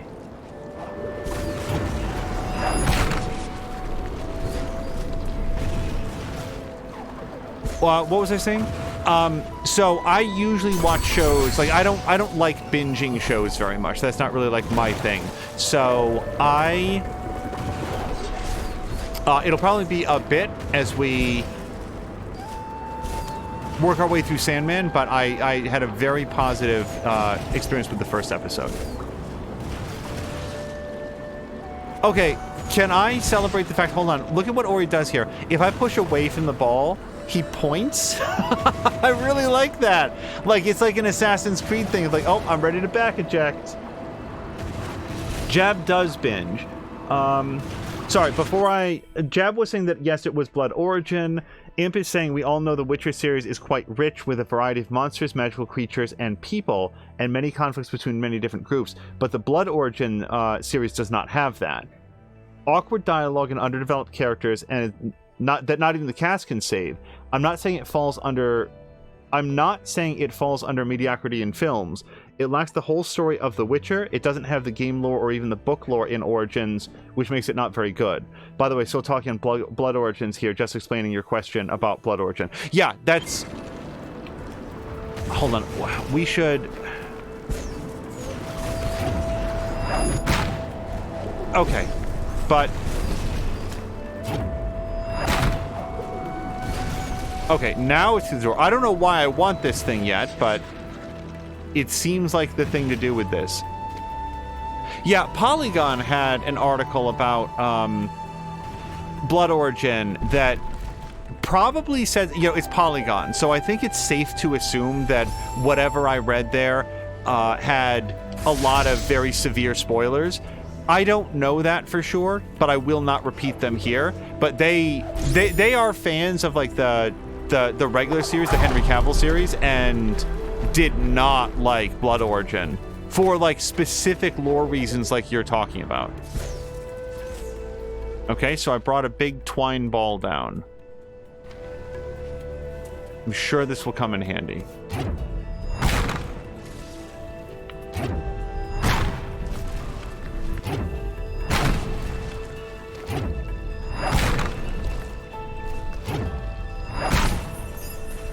Oh, and that's what it's here for. It blocks the beam. Okay, well, then I'm glad I brought it. Video games, where you spend several minutes doing something and you're really not sure why.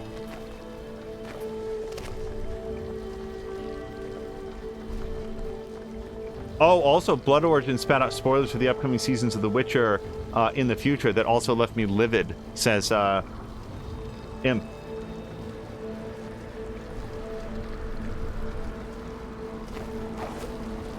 Yeah, if I hear good things about something, then that makes me interested to check it out. If I hear bad things about something, but I still want to check it out, then that's fine. If I only hear bad things about something that I'm kind of on the fence about to begin with, like more Witcher television series, then I tend to like listen to that feedback. Okay, yeah, Ori cannot go through that little crack. Okay. That was so much health that I just lost.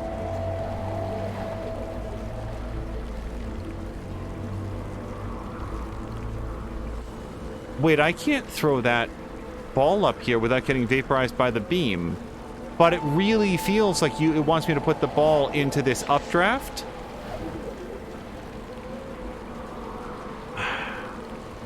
I think I saved it really recently. I'm not going to worry about saving it. How would you possibly do this?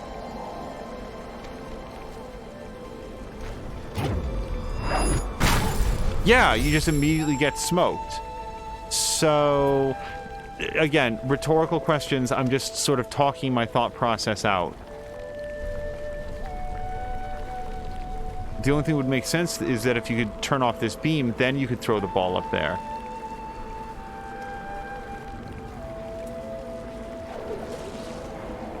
This is some other way to retrieve it. If I could throw the ball into the updraft, then I could... Oh, hold on. Maybe I'm supposed to do the opposite of what I did here. Like, maybe this is supposed to go this way, actually. Okay, hold on.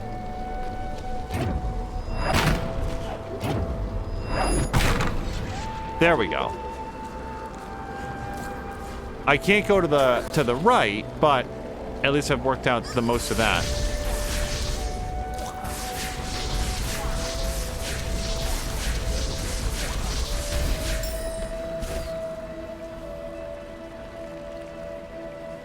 Jav says, I don't think I've heard anything good about Blood Origins at all. And Imp is saying, because people focus on the fact that it was a major spoiler. See, I haven't heard too much about that. Like, Polygon did mention that it was, like, setting up the future of the franchise. But did not specify how. There we go. Okay, and now we've driven that stake down. Okay. I would like to do this without losing lives if I could, but... Now we can kick this into the energy beam. Got it. Whoops.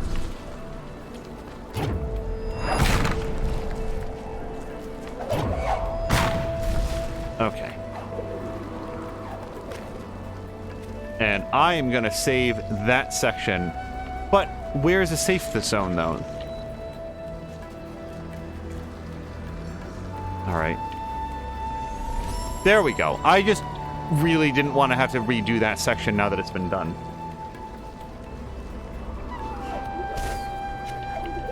And I don't doubt that there was a spoiler. I feel like most of the feedback that I've heard about Blood Origins is just it's very muddled and doesn't feel like it's a cogent part of the rest of the Witcher universe, either in terms of the games or the books.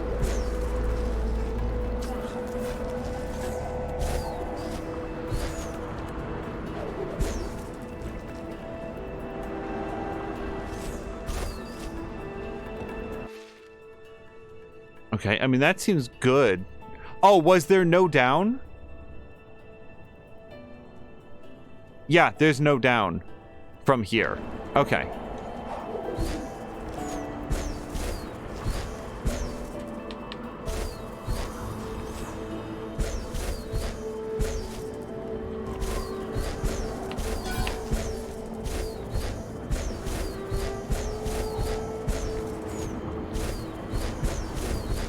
Mm-hmm. Okay, whatever.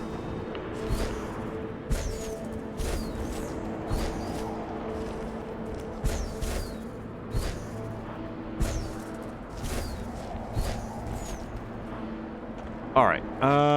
Again, I'm gonna save that.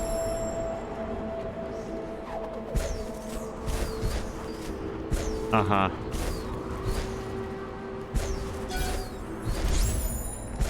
Did I mention that I played a lot of... I played a lot of Space Taxi. Did anybody else ever play that on the Commodore 64? It might have been on other platforms as well. Lots of threading your momentum-based craft through sometimes... And, like, I'm going through so much more narrow places, and that's the second time that I died at that exact time. I don't know why my eyes are not perceiving that wall as a threat, given that it's made entirely of shards of glass. Okay, just relax. Okay, maybe don't not relax quite that much. How about this? Nope.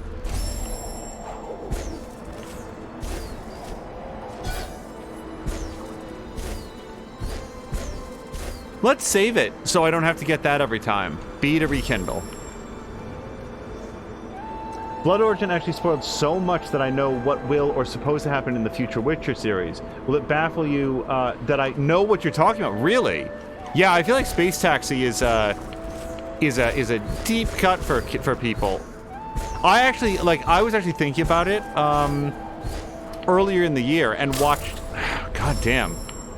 I don't know. Like, I felt like the first section I did okay on, and now just this little like U-hook is ruining me.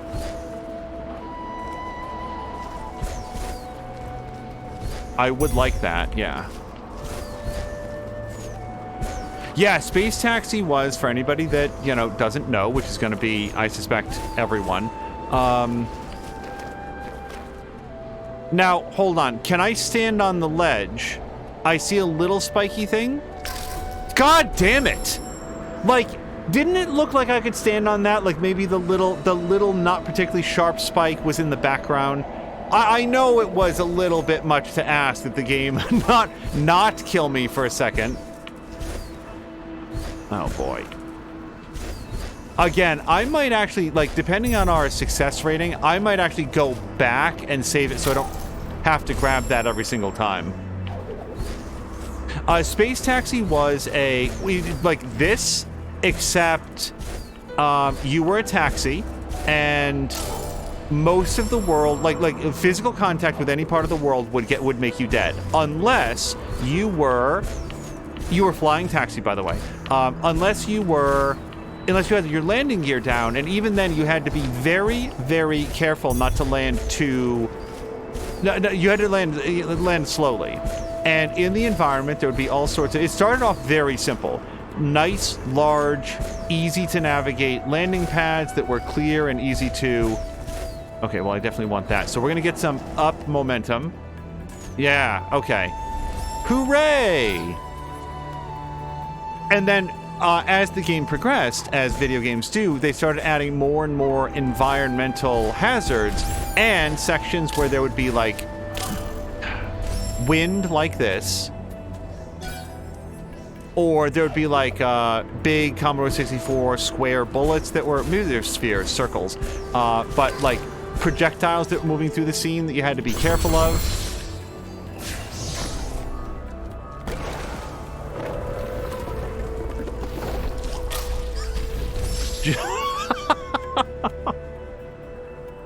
Hello to Dan Snacks! Dan and all the raiders, welcome in. We're playing some Ori and the Blind Forest. I do know a thing or two about Dan's facility with hard video games, so if you've come expecting a similar level of skill, you are bound to be disappointed. But if you're here for hopefully good fun and good vibes and hopefully some forward progress, welcome on in. Dan's next is Dan Raid bringing the heat. Dan, I will again say I've really been enjoying your Dead by Daylight streams because I feel like I've learned a lot about them. For example, the other day, Dan was talking about a specific ability that he said, don't take it. As it was described, is when the survivors in Dead by Daylight they've opened the entrance, then you can one-shot kill them. And what Dan was saying is, this is going to seem very appealing to you when you are first starting out in the game because, hey, you can stop the survivors from getting away. But don't take it, because then you're going to become so reliant on that specific section of the game that you won't have gotten better at the other sections. Like, your goal is to make sure that they don't reach that part, not to be able to stop them when they get there. Like, it's things like that are super helpful for people like me who have been maybe a little bit interested in Dead by Daylight, but... Okay, I didn't realize that's what we were doing. And then we found something. Okay.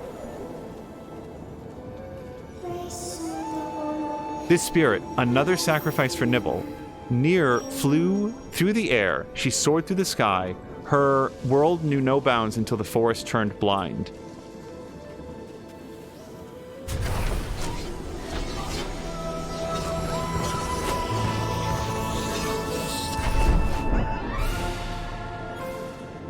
Charge, jump. Okay, so maybe now I can do the charge dash as well.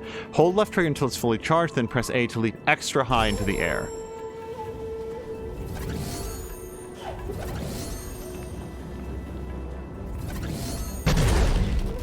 Okay, that is helpful. But I've like picked up other abilities that seem relevant as well.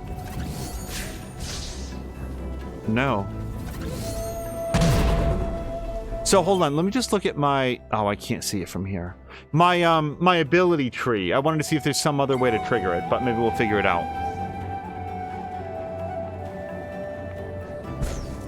Like, there was one to be able to, like, charge dash in the air. Charge dash to attack people. Hold on a second.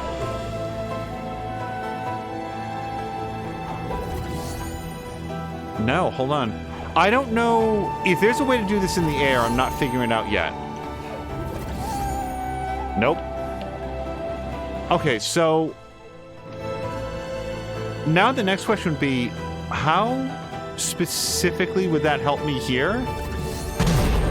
Oh, it's very high. Okay, I was underestimating how high it was.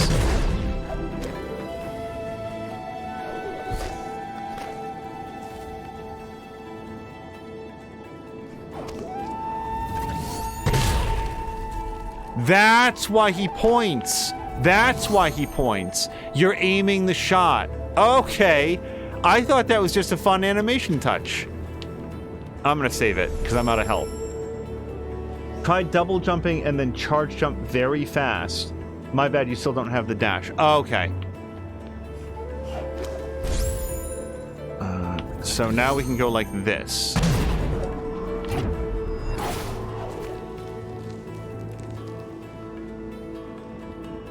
Man, they don't give you any time at all to like get comfortable with the ability. Because I need to dash over there, then I assume like jump off the enemies to make it the rest of the way.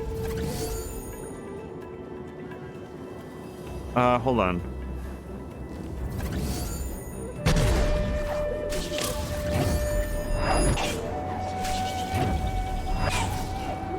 Okay, not quite high enough, but I've got the gist of it.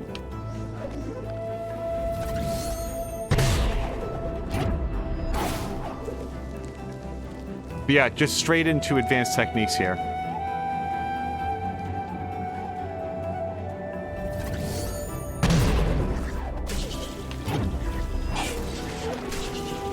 Oh, I didn't mean to stick on the wall. Okay. We'll get there. I'm coming in too high because I'm trying to avoid losing altitude.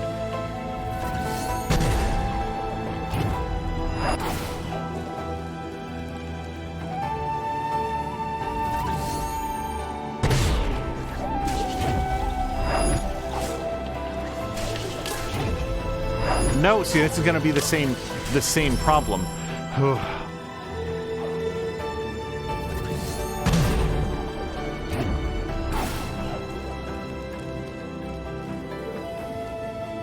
Maybe I shouldn't be doing... Yeah, hold on. Maybe I've got the wrong of it. Hold on.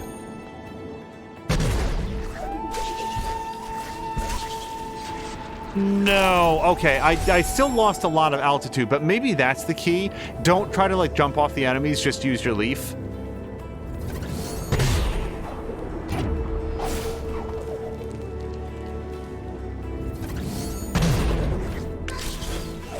Or, you know, this.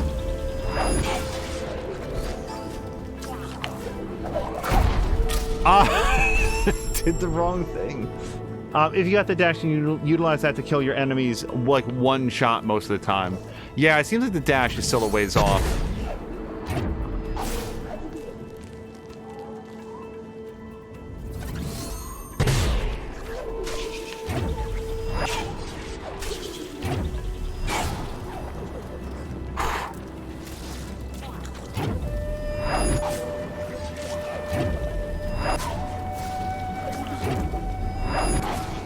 No, I didn't mean to go that far. Okay.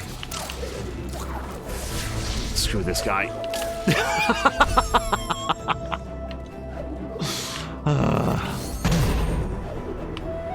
Oh, that's... Okay, now I'm just... not even to be taken seriously.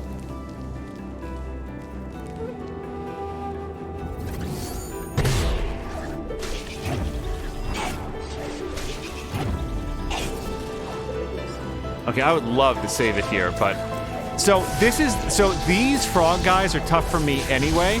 The fact that this guy actually has the low ground makes him harder, because the way his shots arc are like... I feel like I have less room to maneuver. I'm 100% going to save this. Maybe just a beat after getting this. Okay.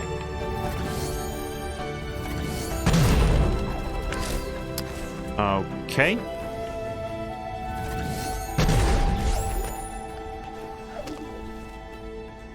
There was one other thought that I had, and I think that we may have lost the opportunity, but in the event that Dan is still within earshot, I would like to say one additional thing, which is it's been everyone who's sort of like, you know, casual observer and quiet fans has known that it has been a very hectic time for a lot of the team members that built up Game Informer over a large chunk of the years. Since we are no longer on Twitter, I have no way to try to express to them as we move through the last section of the year here how much I've appreciated their work. So to whatever extent that it would be welcome or appropriate to do so, if you do have the opportunity to express to folks like Andrew Reiner, Kim Wallace, Joe Juba, Tim Turry, Ben Reeves, Matt Miller, Matthew Cotto, I'm not going to be able to name all of them, but so many people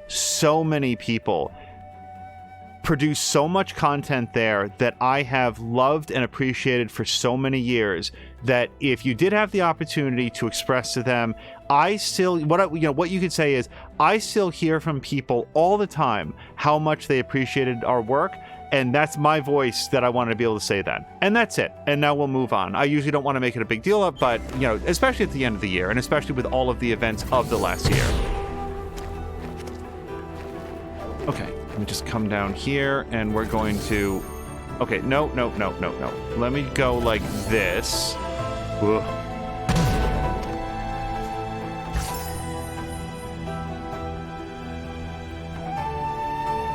Okay. I mean, I see it in theory.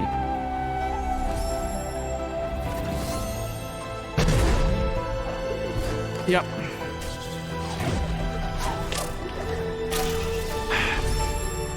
I always think that I can, like, catch the spider again before I go.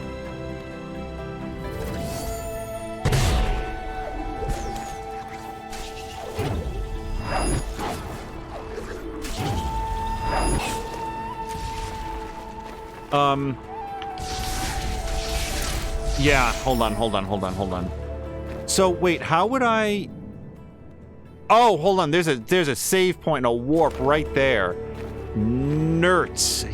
This is not where I want to be to get there. Oh, wait, yes it is. Sorry, although I'm using this ability a lot, I'm still, like, learning how it works. X to save. Yes, please.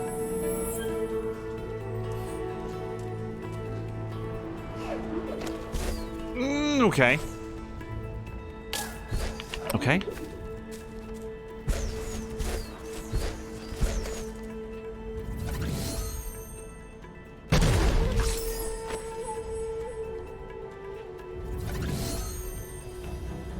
Okay, hold on. I don't want to touch the spikes. I'm just making it known I don't want to touch those. I'm trying to move up carefully so that I have enough height to do that. Okay. Save.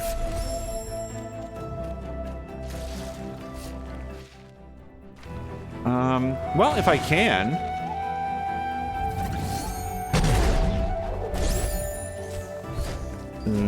I don't know that I can get higher here, but... Okay, well, I got this. Feels like something. You know another game that I'd really like to try again?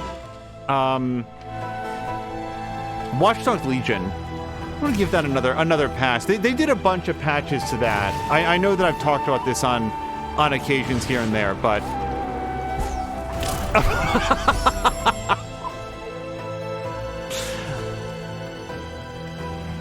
Any time a development team goes back to revisit something that, maybe had some balance or some conceptual problems, I'm always curious to try and... Okay, so we smash through this and then we can go up. Which, by the way, on my way up, I have to dodge those laser beams again. And it's not going to let me save here because it's unstable ground. So I want to smash through this and then immediately, like, leaf my way back upwards.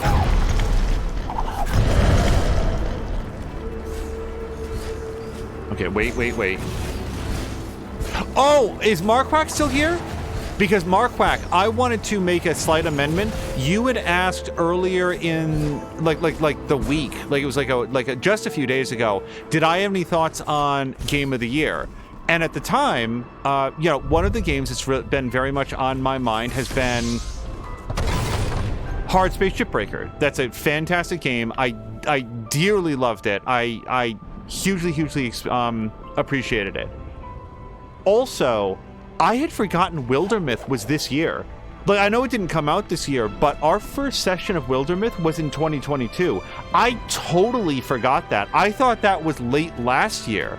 So, if I can amend it, I think one of my favorite single-player games of 2022 is Hardspace Shipbreaker. Well, hold on. But, multiplayer, not multiplayer, but like community experiences, Wildermyth. Like, that's a dead even tie. I have enjoyed those games so much. So yeah, that's another thought for you. No wonder Kuro is avoiding this place. The sunstone still radiates the light that she fears.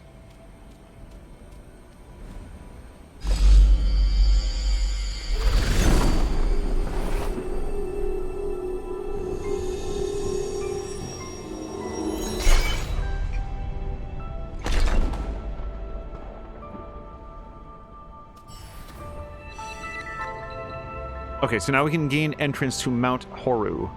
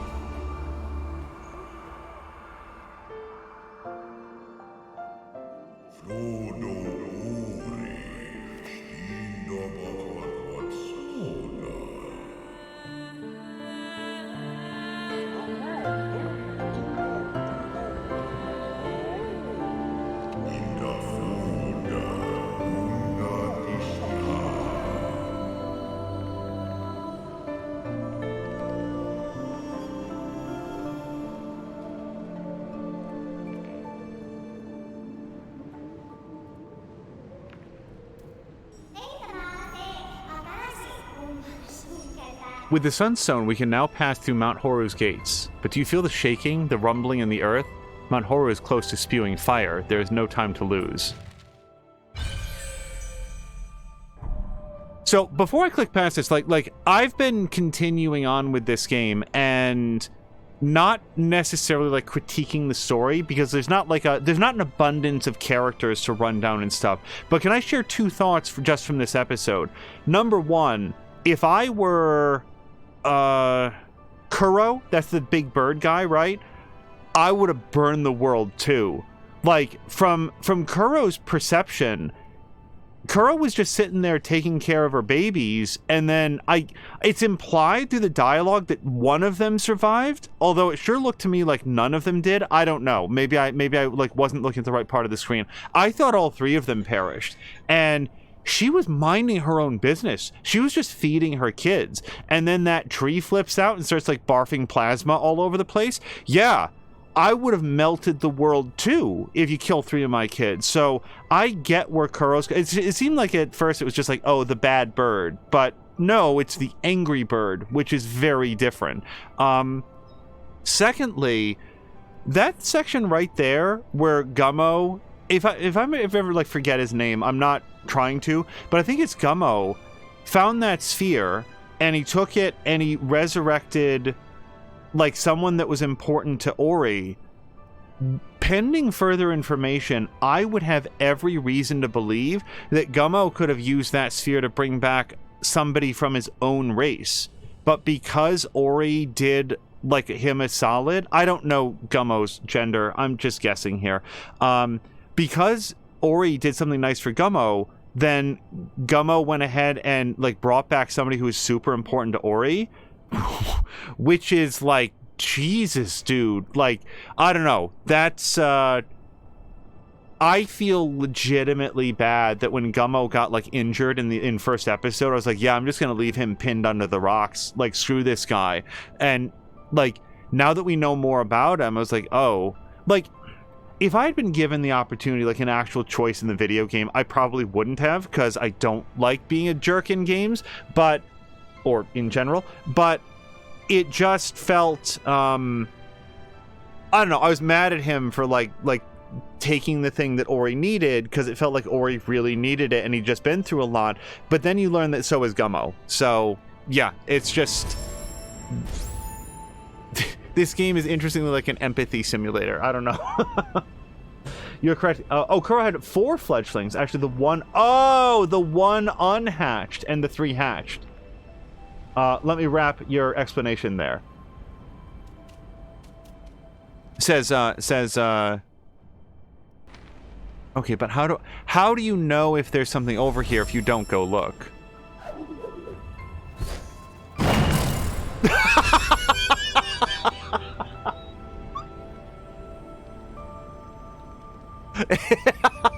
It wasn't Kuro, God himself.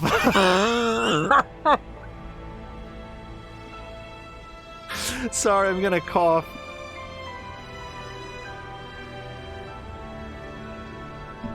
Oh, that was delightful. Okay, bye. Sorry for trying to break in the back door of heaven or wherever we are. All right. So yeah, we did just pass a save point, so I should probably work my way back there. Yeah, that's probably going to be the fastest way. Let's go hit that. Gummo was inspired to revive the adopted mother of Ori because Gummo witnessed that Ori and the spirit were trying to give justice to the spirit, to what the spirit tree did to his race. And then Imp was saying, God was like, nope, that's not a place that you should be. It was that, like, if I had just fallen to my death, that would have been fine. But the fact that there's a flash of divine light and Ori just gets melted, that's what was so much fun about it. All right, so I'm not going to be shy about saving here because, again, there's so many opportunities. I feel like I can still do this, though. Okay. And here. Oh, and by the way, Kara Luna had said that Hardspace Shipbreaker is irrelevant compared to Wildermyth. The difference for me, Kara Luna, is Wildermyth is a lot of fun and is so hugely enhanced by the participation of the community, whereas Hardspace Shipbreaker is primarily a single-player game that, like, I played a bunch of Hardspace Shipbreaker just like off stream before I decided to start showing it off, and then did the failed, the unsuccessful permadeath run. This looks closer, but I don't know if it is. So, like, that's why I like those games so much in kind of like different ways. Because if I was just playing Wildermyth on my own, like, it wouldn't have nearly the same impact. Not even close. Yeah, this is a pretty good launching point to be able to get in here. We should be able to, like, dive into the water unless it's blocked off. Again, sometimes there's, like, doors and stuff that I can't get through. And then... Wait, wait. Hold on. That's another save point over there that actually seems better. Wait, hold on. If I went here, then I'd only have to go a little bit to the left to get there. Whereas where I am... Okay, from where I am, I'd like to see if I can get that and also open that spirit door. Carolyn says, I've been trying to watch both Salamander and you... Oh, I didn't know the Salamander was on. And you playing HS... Oh, Hardspace Shipbreaker. But I just can't stand that game. Oh, no, that is fair enough, Carolina. Not every game is for, like, every person, and not every game makes for a good stream game. But in terms of, like, just really delightful surprises... Oh, there's something right here in this room. Hardspace Shipbreaker was, Sorry, I should have done my leaf.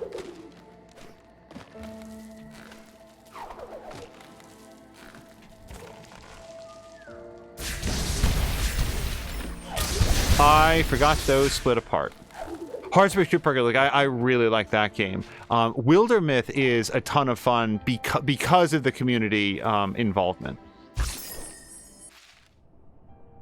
Yeah, I feel like I want to go up, but I also don't know for a fact if I've...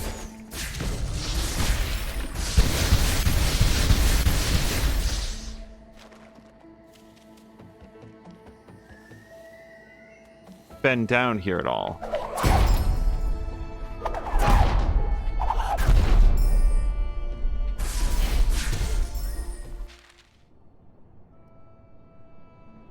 Okay, I must have thrown that switch because the spirit door is over here. Let me see what's up first.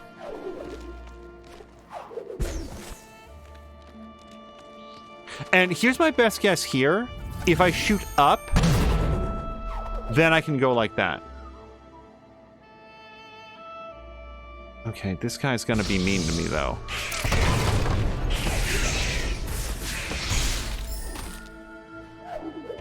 Mostly, I just... Okay, so again... if I left trigger, I can't do it directionally. Yeah, this doesn't seem like the way through. I don't know how to open these doors. Unless that's the switch that I'd commented on a moment ago. Maybe that's the switch that I just commented on. Hold on, let's go throw that switch.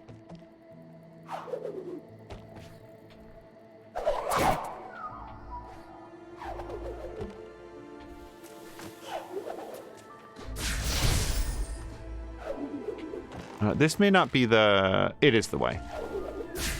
Yeah, I don't think I would have been able to get up here before, so this seems like a thing to do.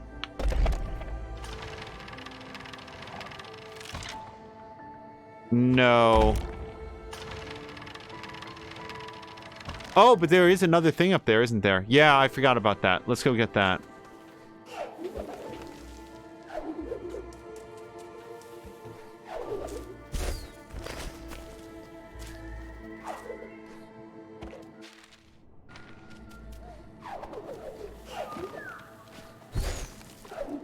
Oh, nuts. Oh, introducing HS. Hard space shipbreaker is, I think, what that is for.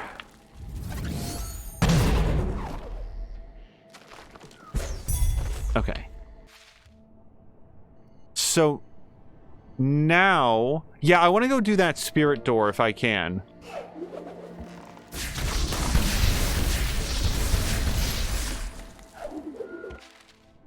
And this is the way.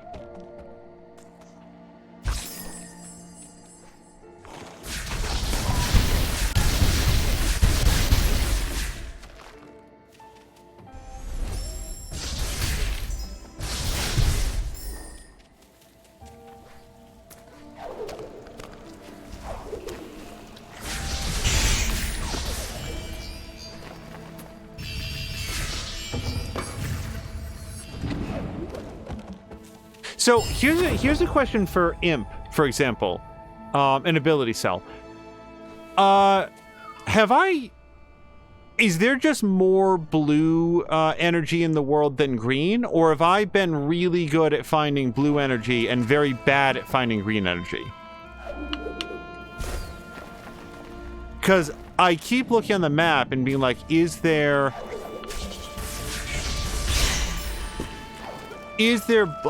green energy that I've missed, something that I can go back for? And I don't see a lot of uncollected things.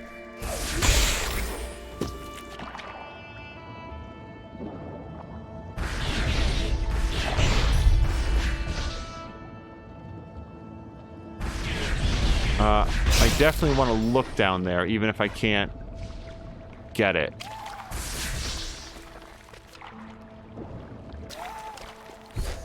Yeah, maybe part of it is just these doors that I just don't know how to break through. This one I might be able to break through by doing like a head pound into it. Maybe this is an exit and not an entrance.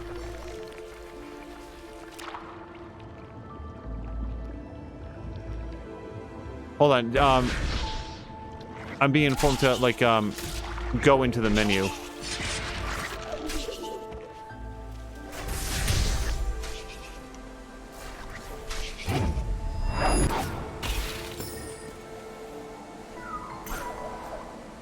Okay.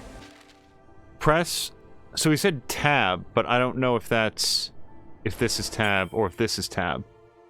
The door switch is in plain sight, and you need help for this. Press tab and look at the right side of the screen. Okay, so I have 3 out of 12. Wow, I'm really bad at finding the health nodules, which is probably one of the reasons why, you know, there's also a certain skill barrier for me. But also, like, what the hell? Why am I so bad at finding those? Okay, so... I might be able to go up over here somehow. I've got a lot of new abilities that I didn't have the last time that I was through this zone.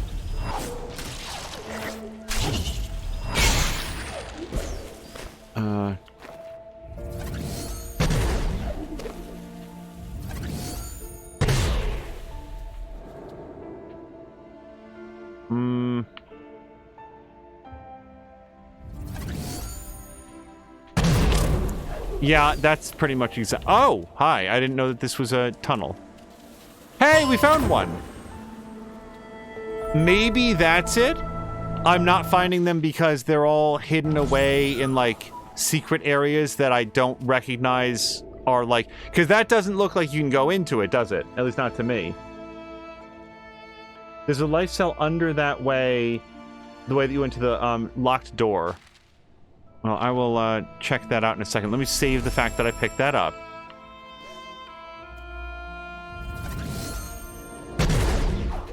No, that's not going to be helpful.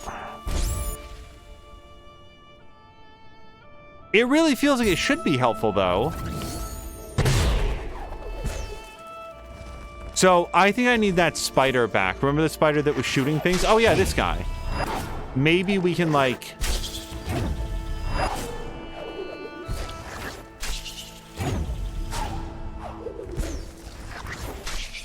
No, he doesn't shoot. Yeah, whoops, and I also hit him. Yeah, that's not going to be the solution here. Let's go into the soul link here.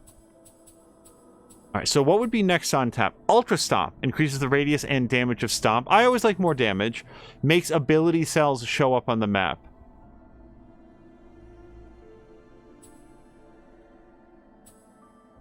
Okay, makes life cells show up on the map. So that would help me a lot to get up to that level. That's 6 ability points away. I guess we should probably start saving up towards it. Oh, Rapid Flame is also something that I want a lot as well. Yeah, we'll work our way up towards it. Not all are hidden. Imp says under the water. So it was probably...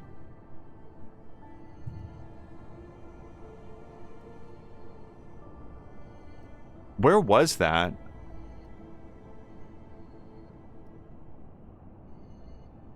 Hold on. Where did I start? Hold on a second. I was here. It was here, right? There was like a door there that I couldn't get into. So it's right below me.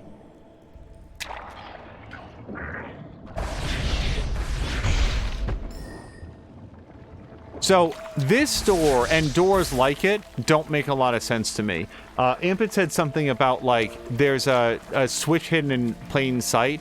So there are some, like, gears or something around here. This I can just pass through. Is this a... Oh, maybe it's like this pulley system over here?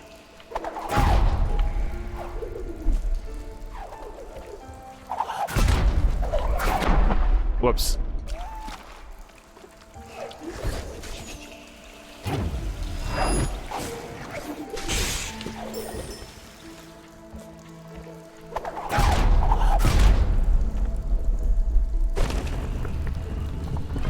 All right, maybe all the doors are marked that way, but yeah, that didn't process with me. It's one of those examples of the game having so much art that I may not recognize what's supposed to be intended to communicate some new information.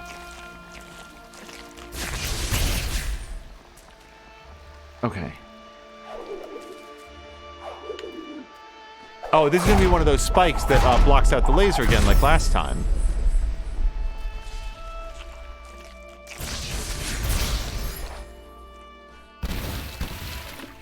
anything? Nope.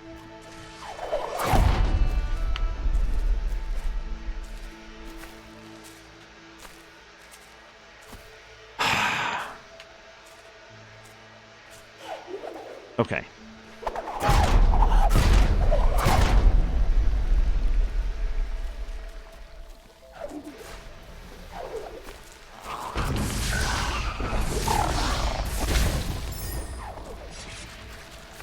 I've actually, I didn't mention this, but I've actually been experimenting with trying to fire the Spirit Fire a little bit less quickly, because I feel like you can go 1, 2, 3, and then there's like a pause until you can do it again. But if you are a little bit more measured with it, you can go 1, 2, 3, 1, 2, 3. Like, it's more of a consistent thing.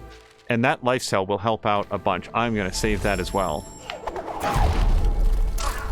Yeah, thank you to Imp for, like, pointing out, like, I've kept waiting for, like, oh, this shall be the door opening tool. Or it will be otherwise further explained on how to open the doors. No, it turns out that maybe the clues are in the environment around you. And I was not picking up on that yet. So, we've come down here. I sort of want to grab whatever that is. I didn't really intend to go on a... Wait, that could have been a thing up there. That definitely looks like a thing up there. Hold on.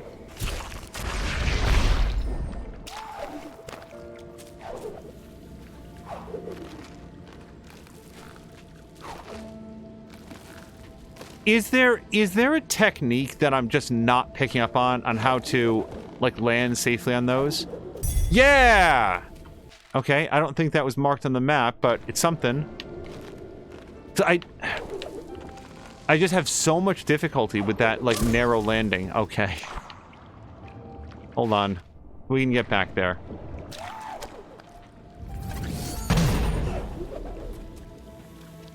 And, yeah. Through here. And now up. Which, I think the leaf is going to make up really easy. Okay, now there's something else over here, and it's next to a warp point, and whatever that is, which, you know, could be mission critical. I have no idea what the big red vortex might represent. Wait.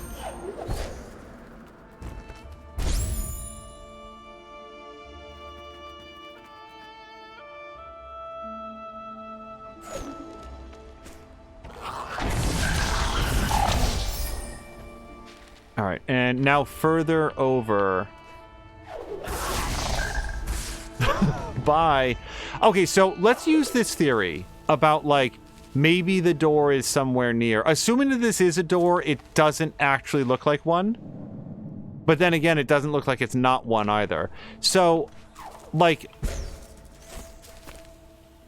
I don't know what I'd be meant to take as this, like, a mechanism for it. But maybe it's going to be further up.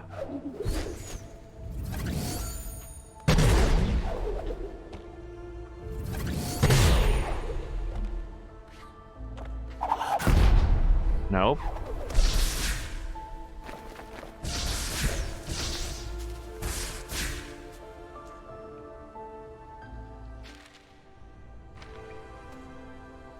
Really feels like something that I should be able to get at this stage in the game.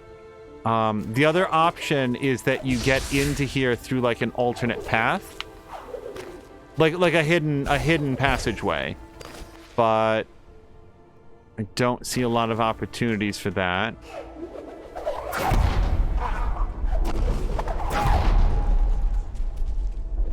Why is there a little mushroom just in there by itself? Is that a thing? Hold on.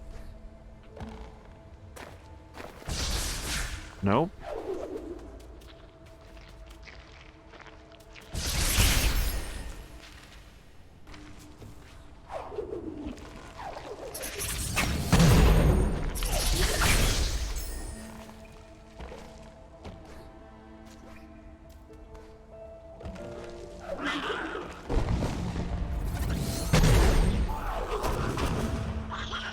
Maybe I kick an enemy into it? Maybe that's what the frogs are for? That would suck if it was, because these guys like to jump down.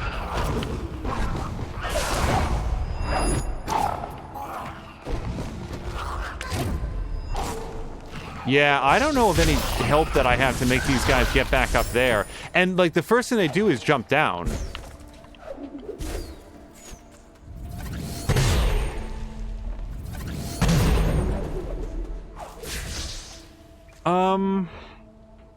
I tried smashing into it this way. No. But I don't have the ability to unlock it yet, says M. See, that is helpful information so that I stop banging my head against this particular one.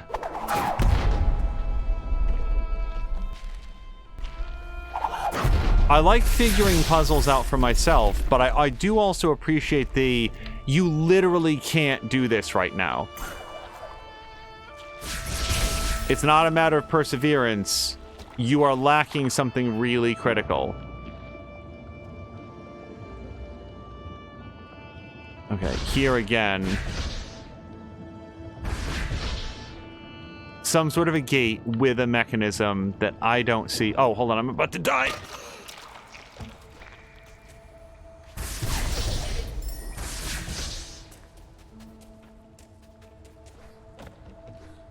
Yeah, let me search around the edges here, just in case there's like a secret cave. No. Nope, this is not doable. Yeah, that can be a thing about Metroidvania-style games where, like, it's not always clear what you're missing, so you don't necessarily know when it's time to go back. But if we go left, up, over, I'd love to know what's behind that door. And I feel like we can get to it now.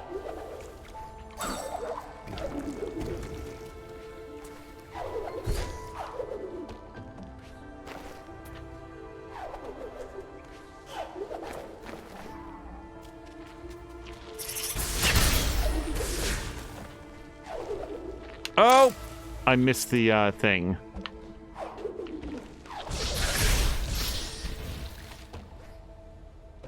Like, the things that I find may not be health packs, but almost any type of advancement would be welcome.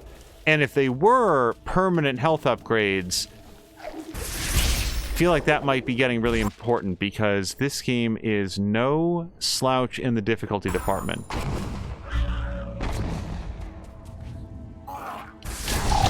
It's not for me. Okay, so yeah, so we're sort of in the area. I'm gonna look around real quick to see if I see any vectors to get up higher. And I regret to say that I do not. Yet. No updrafts. No vertical surfaces to climb on.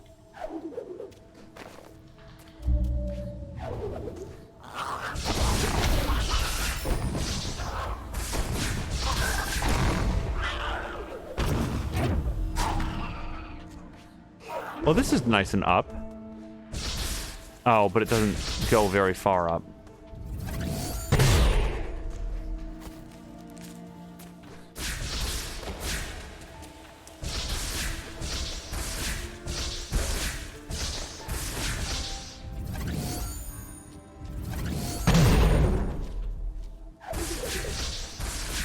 No, no, I can't seem to get from here into the next chamber over. Nor do I see any, like, realistic way that that would happen, short of something very high to bounce on. So, but, like, there must be a way. Either that or, again, just a tool that I don't have yet. Imp is saying that I missed at least 4 life cells. Well, I may not wind up finding them. This is not designed as a 100% playthrough, but usually, if I get a new ability, like a super jump... Wait, this might actually have been the way up.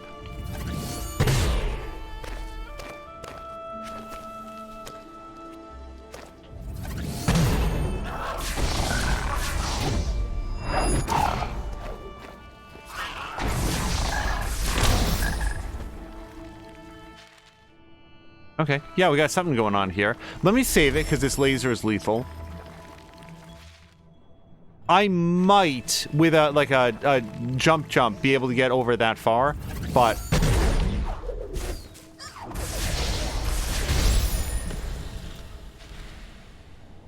Yeah, let's go. Okay, I didn't see the spikes there for a second.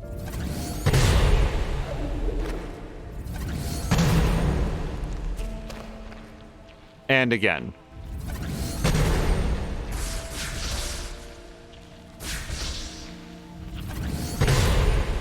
Okay. So here's my theory, and I don't actually want corroboration on this.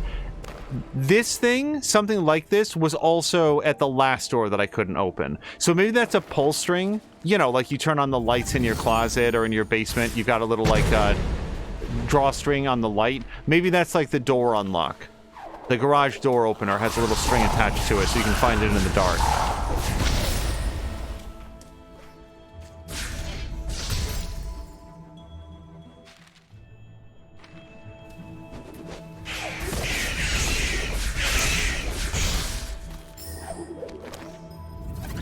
Hold on.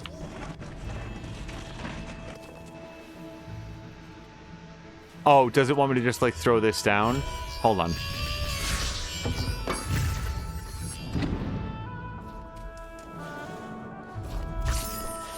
No, it didn't just lead me right the hell back here. Even though it clearly did. Okay, well, hold on. Let me save it. And then...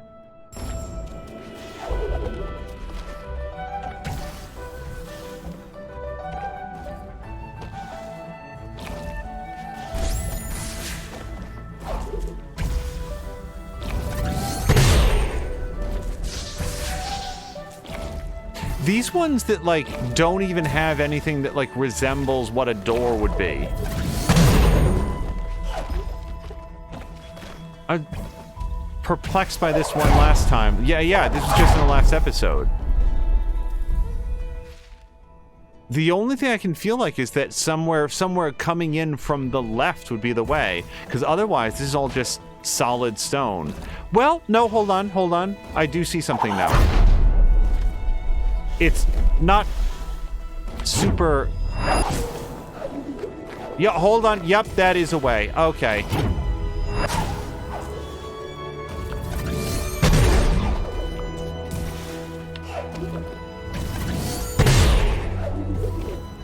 So, if I can share, one thing that I'm not often a super big fan of in games is just like...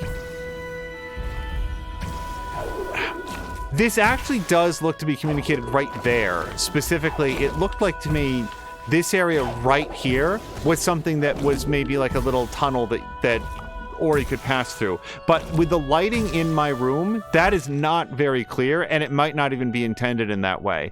This is reminding me a little bit of Tunic, which was the same issue that I had with Tunic. Tunic had all sorts of like cool things to find, some of which it turned out were mission critical, and relied on your memory of secret passageways that could not be seen and weren't otherwise marked on any sort of map, at least not that I could find reliably. That game, yeah, not necessarily my favorite mechanic. Try to figure out which of these walls is not the real wall. Not all of your surroundings, says Imp, is what they seem. I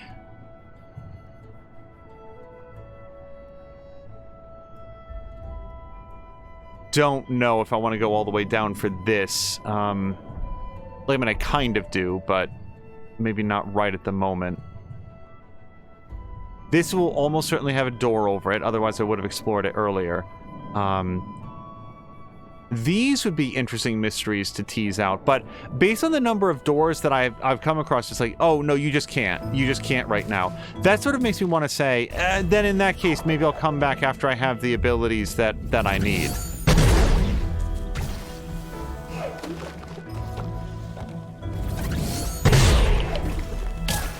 Yeah, hold on. Sure.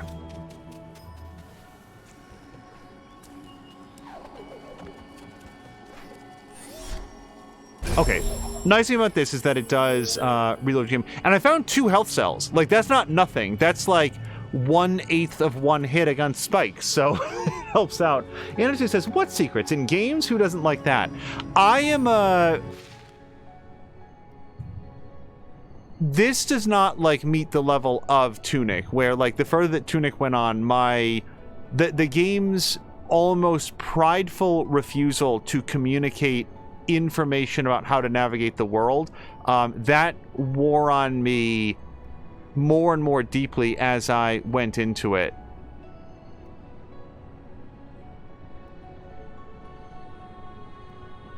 Far enough. I want to see if I can get that, because that is right next to a warp point, and it's right next to a warp point that would be a good place to launch into the next area. So let's do that. And I say that as a fan of... Oh, hold on. I don't remember the name of this zone. I say that I did like Tunic. Like, I had a good time with Tunic. Thornfelt Swamp is what we're looking for. You can get that energy cell you just passed earlier, too, before you forget. I have already forgotten. I'm not sure which one it is. If I can find my way back there, I certainly will. Yeah, there's a couple things over here, actually, that I might be able to do. Let's check out at least these 3 things. Mia, so by the way, I would like thoughts from chat, either now or in our next episode, or whenever convenient. Mia asked me, what's the definition of a Metroidvania game? Like, how do you define it? And I started to say, well, it's a game in which, like, you're going to unlock new... as you traverse the world, you're going to find areas and things that you can't access just yet, and then you're going to be able to come back later and open them back up. A lot of Metroidvanias are sort of like 2D side-scrollers like this, but not all of them are. You know, Metroid Prime being a primary example. There's probably a bunch others. But I think of games like this, Fist, Shadow Complex... games like that. And then, like, as I was like talking it through, I was like, I don't know if the definition I'm giving is too broad or too simple. So sort of like gonna open it up to chat. Like, how do you guys define a Metroidvania game? Like, I'm trying to think of other examples where, like, you oh, right, there's a goddamn door here. Okay, we can't go above it. I don't see one of those lamp things hanging out yet. Maybe we go higher because we have access to the leaf now. Oh, yeah, look, there's a leaf. No, lantern. I can't Y it. I can't attack it. So this must be something that you have to do with later. Yeah, that's 3 for 3 on the unopenable doors that have a little, like, lantern next to them. Or whatever you want to call this. All right, let's go see. I did already get that one. And then, yeah, there was one thing below here.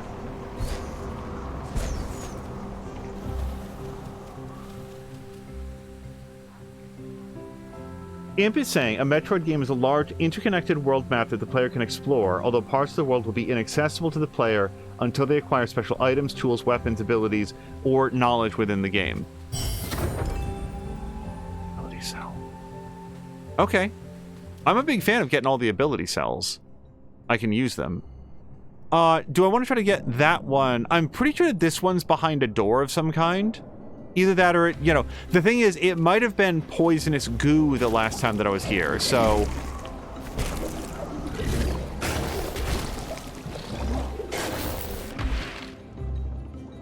Is this it, by the way? No, it's not.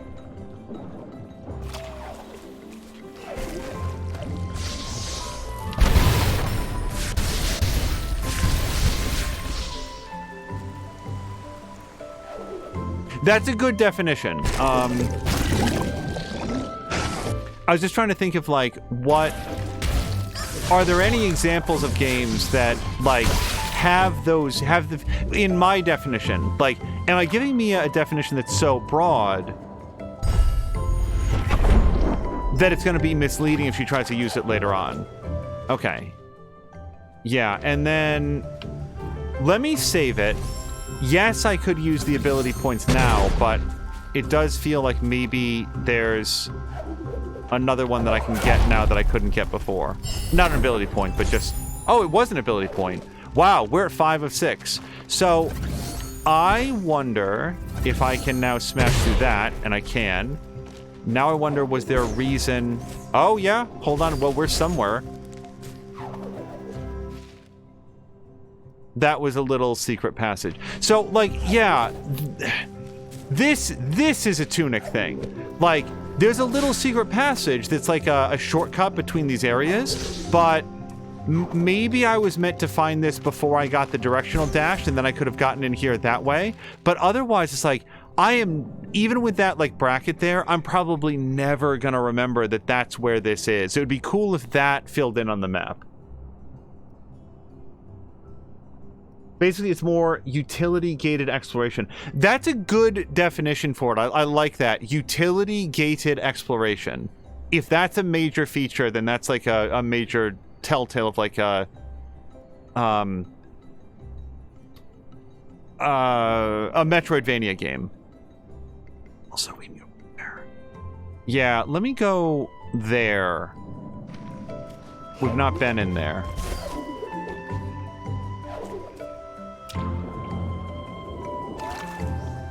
And let's also spend some points. Okay, so I have enough points to skip directly to Rapid Flame or life markers. And since life is what I'm short on, let's do life markers. I want ability flame or whatever, spirit flame, but this is also good. So what, if anything, did we learn? Ah, hold on. The area I was just saying that I wanted to go has an ability marker or a life marker.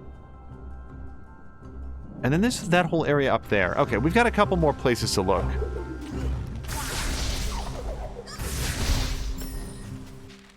Yeah, go left.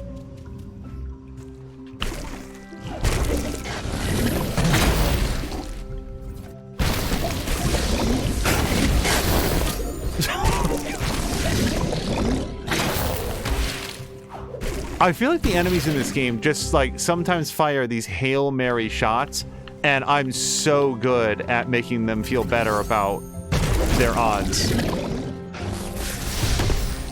Okay.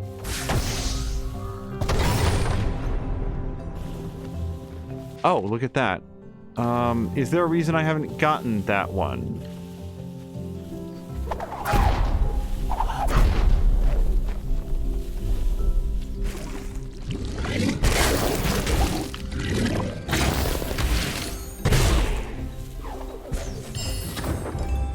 Ability cell. I am cleaning up with the ability cells now. This is great. Let's spend that. I want... Well, I don't actually want Ultra Stomp. Before I get that, what's this other one? Makes energy cells show up on the map. Oh, and I wouldn't say no to that, but I really want Rapid Flame. Anything that's going to increase my damage output, I feel like is also very helpful.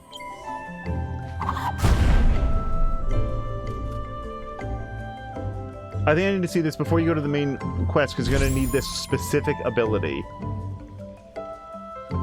Says Lord Imp. I will say this. If the world of Ori is designed in a way that requires a specific ability that they don't, like, afford to you as part of the gameplay, that would be a curious design decision. I do want to go up, though. So...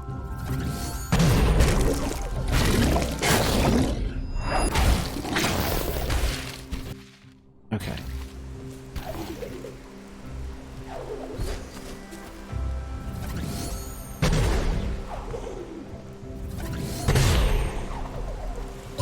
Oh, that was super easy to get. That was really just be able to jump high. Okay, but it does look like maybe there's something even higher. I'm gonna go see. No, actually. Hold on.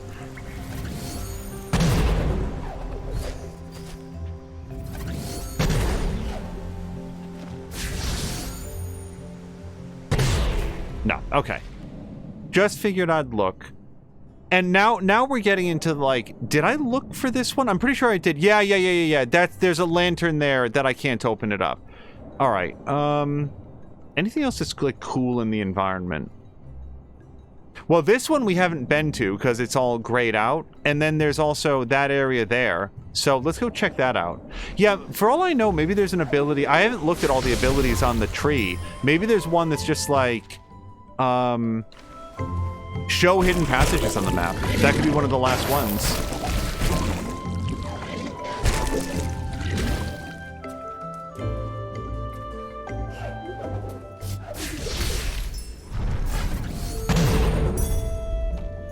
Okay, that was nice and easy. So yeah, this section over here. Oh, and that. Whoops, I didn't mean to zoom out, as always. But, like, I don't remember if there's a reason I didn't get that. We'll see if we can get that. Shit. Oh, no. I didn't save it after I got my thing. Wait, did I... Is there anything else I got that I... Shoot. I didn't get that. Hold on. That was dumb. I really should have saved it when I got that life marker.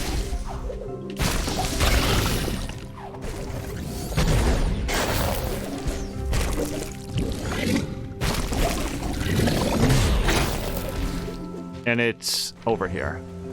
All right, this time we'll save.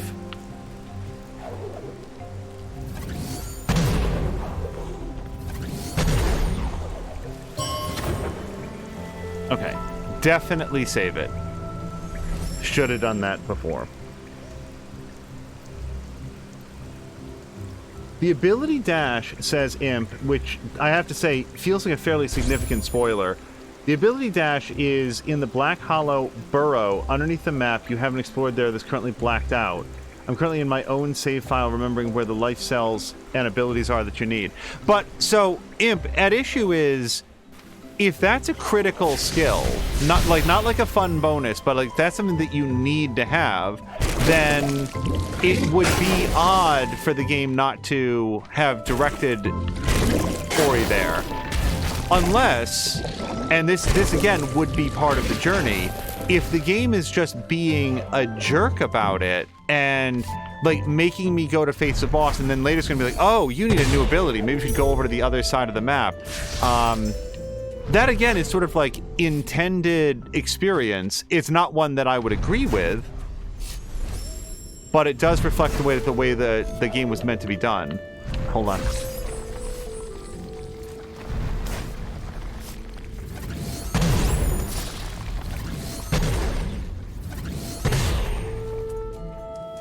Oh, shoot. Ugh, I'm going too fast. I didn't recognize... Okay.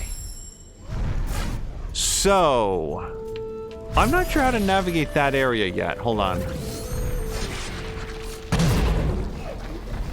Oh, hold on.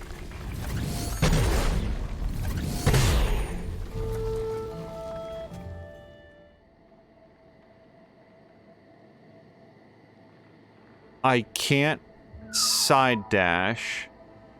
I can't jump, and I can't float.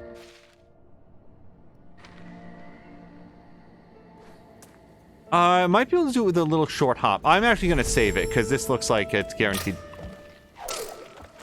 Okay, well... technically done. Yeah, and then I want to see if I can get that one. If this guy kills me or I otherwise die, then I'll retry that. I think the key there might be a little short hop.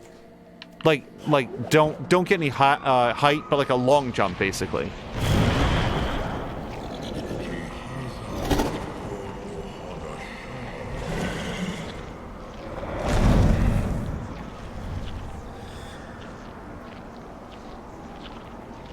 Okay.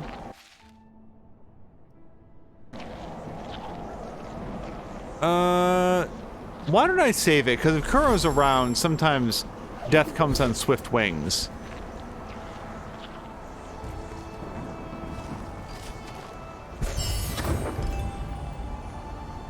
Grumpy says, as far as I know, the game does not let you access areas if you don't have the skills you need for them.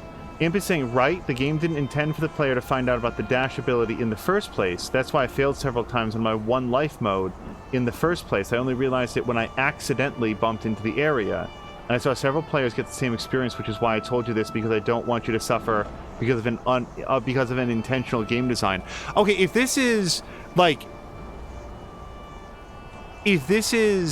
a known thing about this game, like, I don't know what the pedigree of this designer is.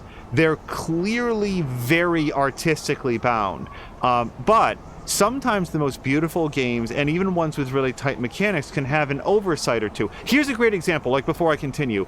Grand Theft Auto 5 has a really, really curious design decision. Like, hear me out on this, because this is, I think, relevant to this. Near the beginning of the game, it starts putting up all of these tutorials. This is just after the prologue.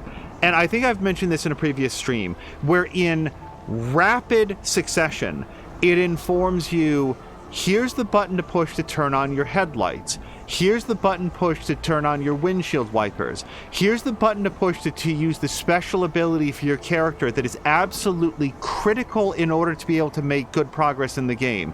Here's the ability that you press to put the top up and down in your convertible.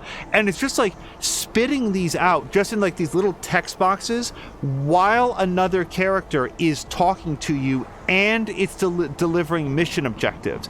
There's so much happening on the screen that anyone playing GTA 5 for the first time would be forgiven for overlooking that extremely important information that your character has a special ability, and each of the playable characters has a different special ability that does something different, and that, broadly speaking, their story missions are designed to take advantage of those specific abilities. But that information is dumped into a little tiny text box alongside a flood of other largely irrelevant information. It's borderline a puzzle at the beginning of the game. What of this like flood of tutorial info is actually important? So if the makers of if Rockstar could do something like that in like their flagship tentpole game, it stands to reason that there might be other games where they have sort of unintended moments of design that are unintentionally obtuse, and it makes it really difficult to progress in ways that they didn't really intend. Imp is saying Saints Row is like GTA 5 for me. The dash ability is still needed in some areas. Dash is added in the definitive edition. Oh, it's not required to finish the game, says Grumpy. Okay. Grumpy says, I played the original and finished it. Dash was added to make things easier because the original has some seriously difficult sections. The original didn't even have fast travel. Wow! So anyway, that's just me saying that, like, when Drienne, very good friend of the stream, when Drienne played GTA 5, I made a point to highlight for them, hey, wait a second, like, you need to know about this, this ability, like the special ability in the game. And, you know, I think, you know, I think Drienne, like, straight up said, okay, like, I'm going to trust you that that's not a spoiler. And I like, yes, 100%. Like, and I think that Drienne knows me well enough that I would be very careful about being a spoiler. This is just reiterating something really important that the game said, and it just does not communicate very well. Sorry, I'm just trying to figure out if I can do this.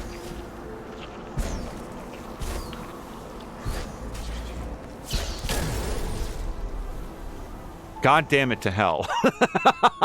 I am so looking forward to the day when I can open these gates.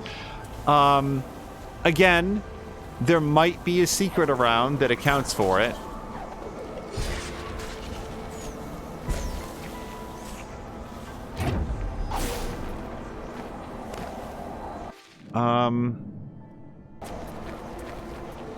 I've definitely been in there because you can see the little nest where an ability point would have once been.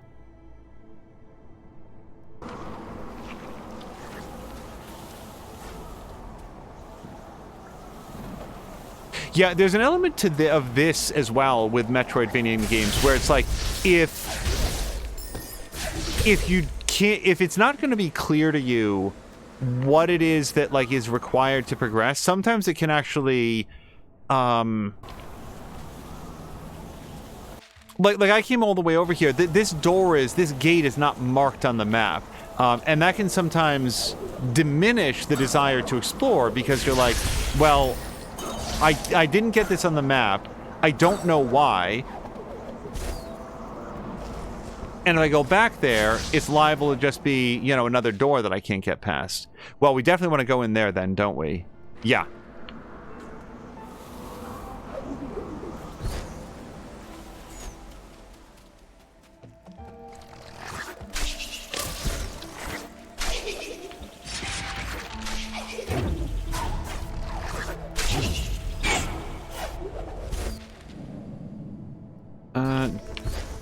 Right.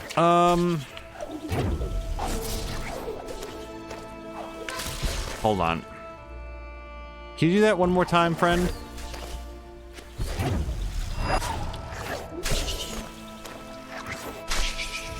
Yeah, I'm gonna eat that hit because I don't feel like I can move very much. Wait, where the hell? Where was I compared to where I am? Hold on. Sometimes I just like, oh, there it is, there it is. That's where I was. Okay. Yeah, I didn't think it was far. I was like, I don't remember where I was on this map. Okay, yeah, that's the soul gem that I'd like to get.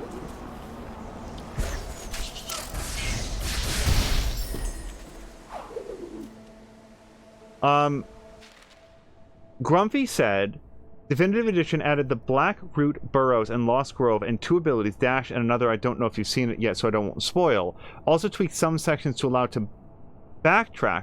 Some sections were one way only and it could be painful. Lord Impala, or sorry, just Imp, is saying, I think they added Dash and that other ability to specifically for people who are completionists like me, I feel. It could be. Remember in,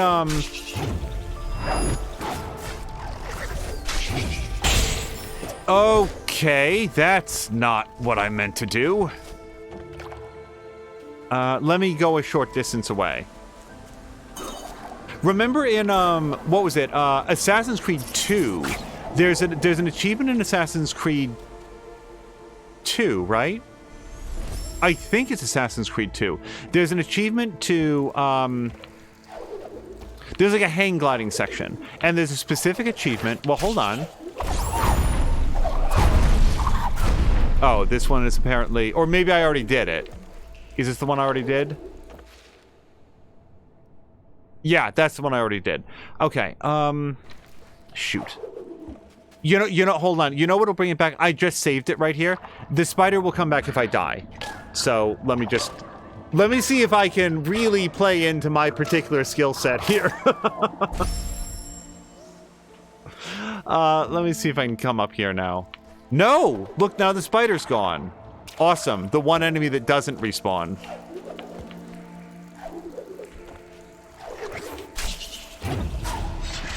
Yeah, we're definitely not riding this guy up.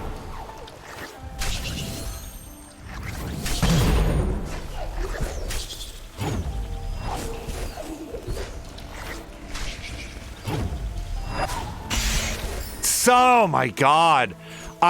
I'm so focused on where I'm jumping that I'm not focused on where the shot is going to go after I reflect it.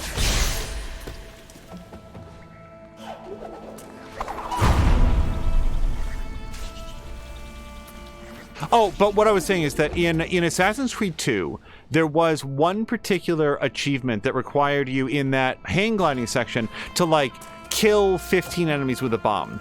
The thing was, in AC2, you could not replay missions, and there was exactly one section in the entire... There we go. In the entire game where that, hang glider was. So if you... Oh. Boo. If you didn't get that achievement on your first time through the game, you had to replay the whole game. Like, that's it. If you finished that without getting the achievement, that was a missable. And you didn't have... So then in the DLC, what they did was they added a, Well, hold on. They added a replayable mission. Yeah, I want to say that I already tried to go here, and I can't go here. Now, the alternative would be if I could find a way up there, which I think that I can with the spider. So let me try that. They added a replayable hang glider section.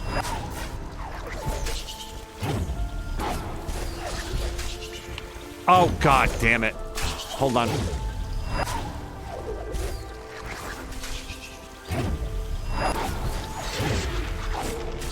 There we go. Okay, now hold on. Now I can get in this way, I think. Let me do a charge shot. Okay, well, that didn't end the way it started, but before that it was super successful. Yeah.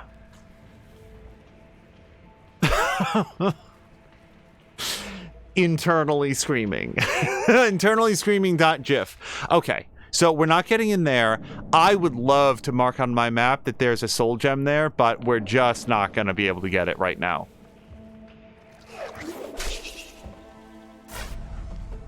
Yeah, there are games where I'm a super completionist in. Normally, I'm not doing a lot of... Normally, I'm not streaming the games where I'm like, oh, okay, I gotta get everything. I have to get 100% completion and everything.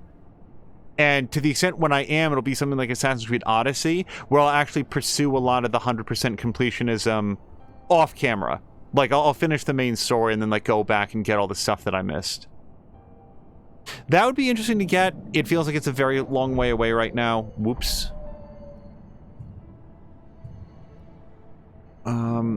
That feels like it should be gettable, but it might be behind something. That probably is behind something. Yeah, I feel like I'm gonna go get, like, whatever... So, there's clearly, like, a drawstring, pull string, lantern ability that I need to get in order to do some of this stuff. So... let me fast travel back to Thornfelt Swamp. Which is...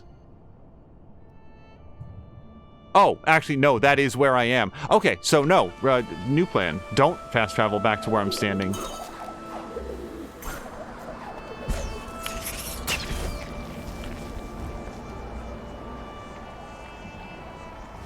Get distracted by seeing treasure. I want the treasure. Now, what I want to do is get to that save point. It looks like it's a pretty straight shot. If I get that life gem on the way, so much the better. Hold on just one second. Impet asked if I was trying to get up there. Yeah. We need more skills to play games. Well, I do. Let Angel fail. It's 75% of the fun for him. Carolyn is fine with the spiders not respawning. Let's see. His pain is my entertainment after all. As long as it is entertaining. Grumpy says next Angel will play Ori in reverse section order. Is that is that a thing? Like, that's an actual question. Because the only reason I would ask that is like the Castlevania part of the Metroidvania famously, what was it? Symphony of the Night had, like, playthrough in the upside down mode. Okay.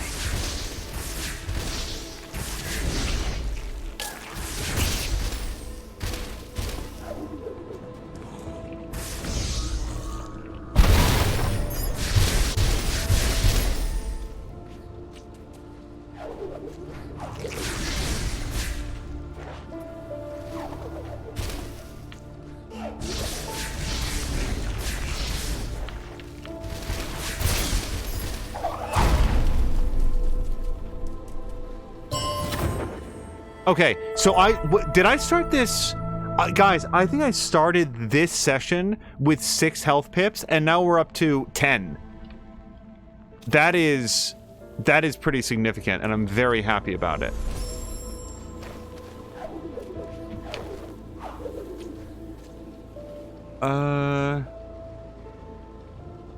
Now, the green... Hold on, there's going to be a roly-poly around. Yep. Learning the language of the game. And I just got 2 more skill points, which is great when we recharge. The biggest puzzle in the game is how to stand on top of narrow things.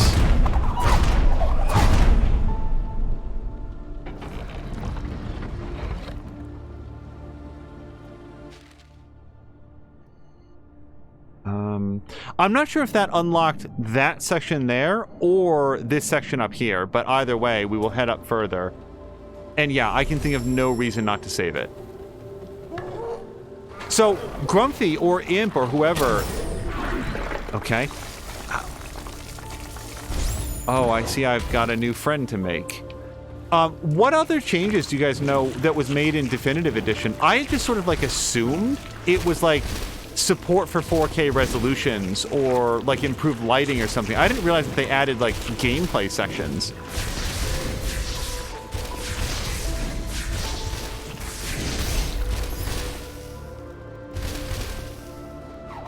Or abilities or anything like that. Okay, I have no idea how to deal with this thing yet.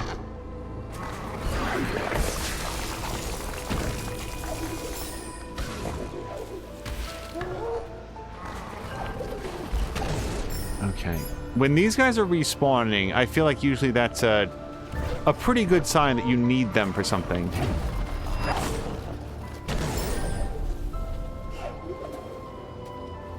But maybe not. At least maybe not yet. Okay, so I am going to save it here. Oh. Fox McCloud has pizza, thin 4-meat pizza. One of the worst, I think that I've shared this at some point. One of the only, I can't say only, but certainly the worst case of food poisoning I ever got was from meat pizza that I had. This was before this was back when I lived alone. Meat pizza, I left out on the counter overnight. I was like, well, maybe I'll get hungry. And when I woke up the next morning, I had a piece of the meat pizza and then didn't eat anything at all for like 96 hours. I was so sick. Don't, like, eat your meat pizza while it's hot or while it's cold, but nothing in between.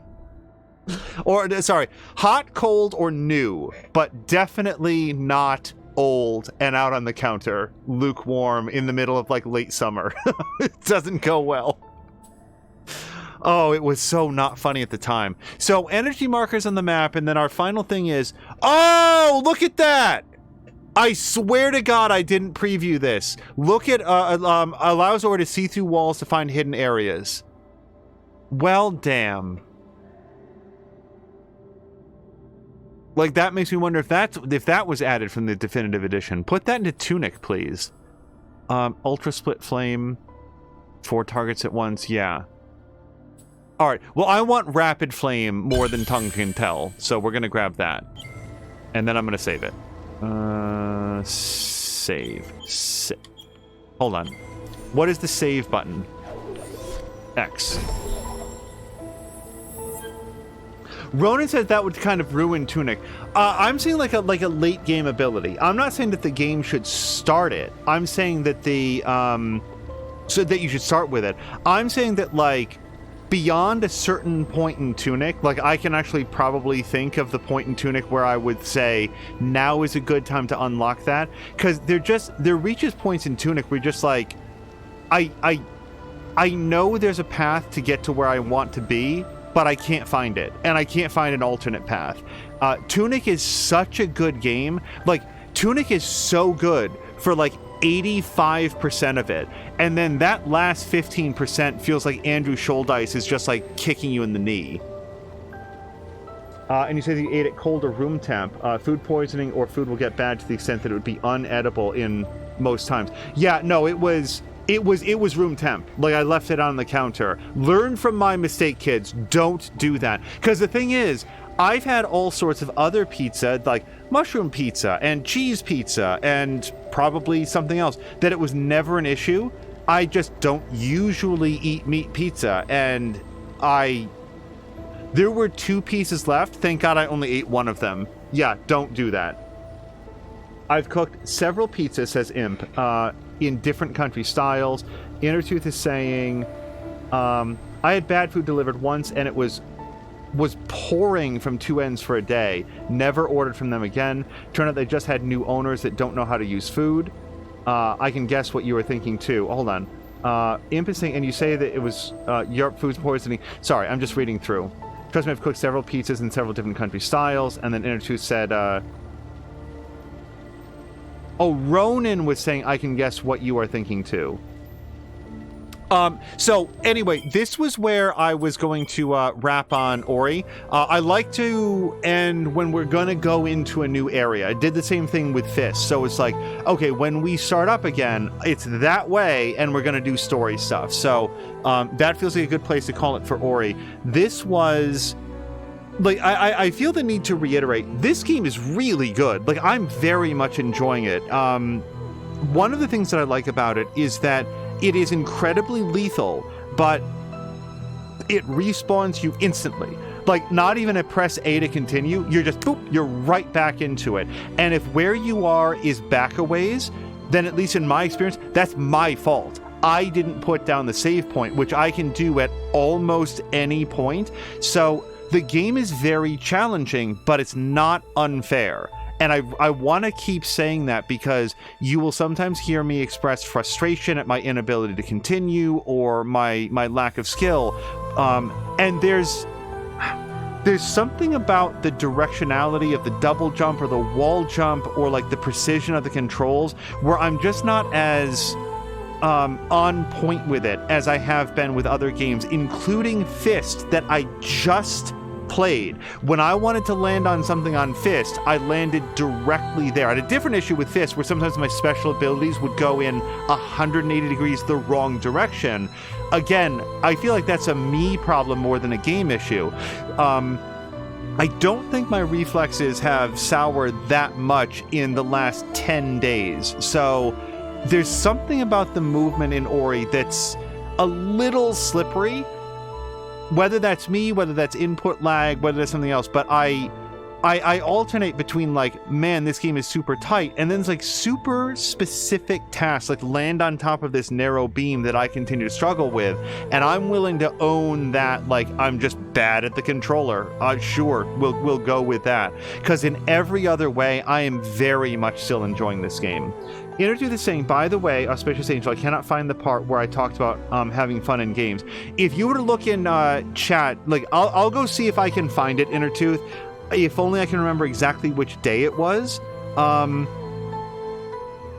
I think I would recognize the name of the person who was talking at you about coal-fired engines and wood-fired engines and stuff.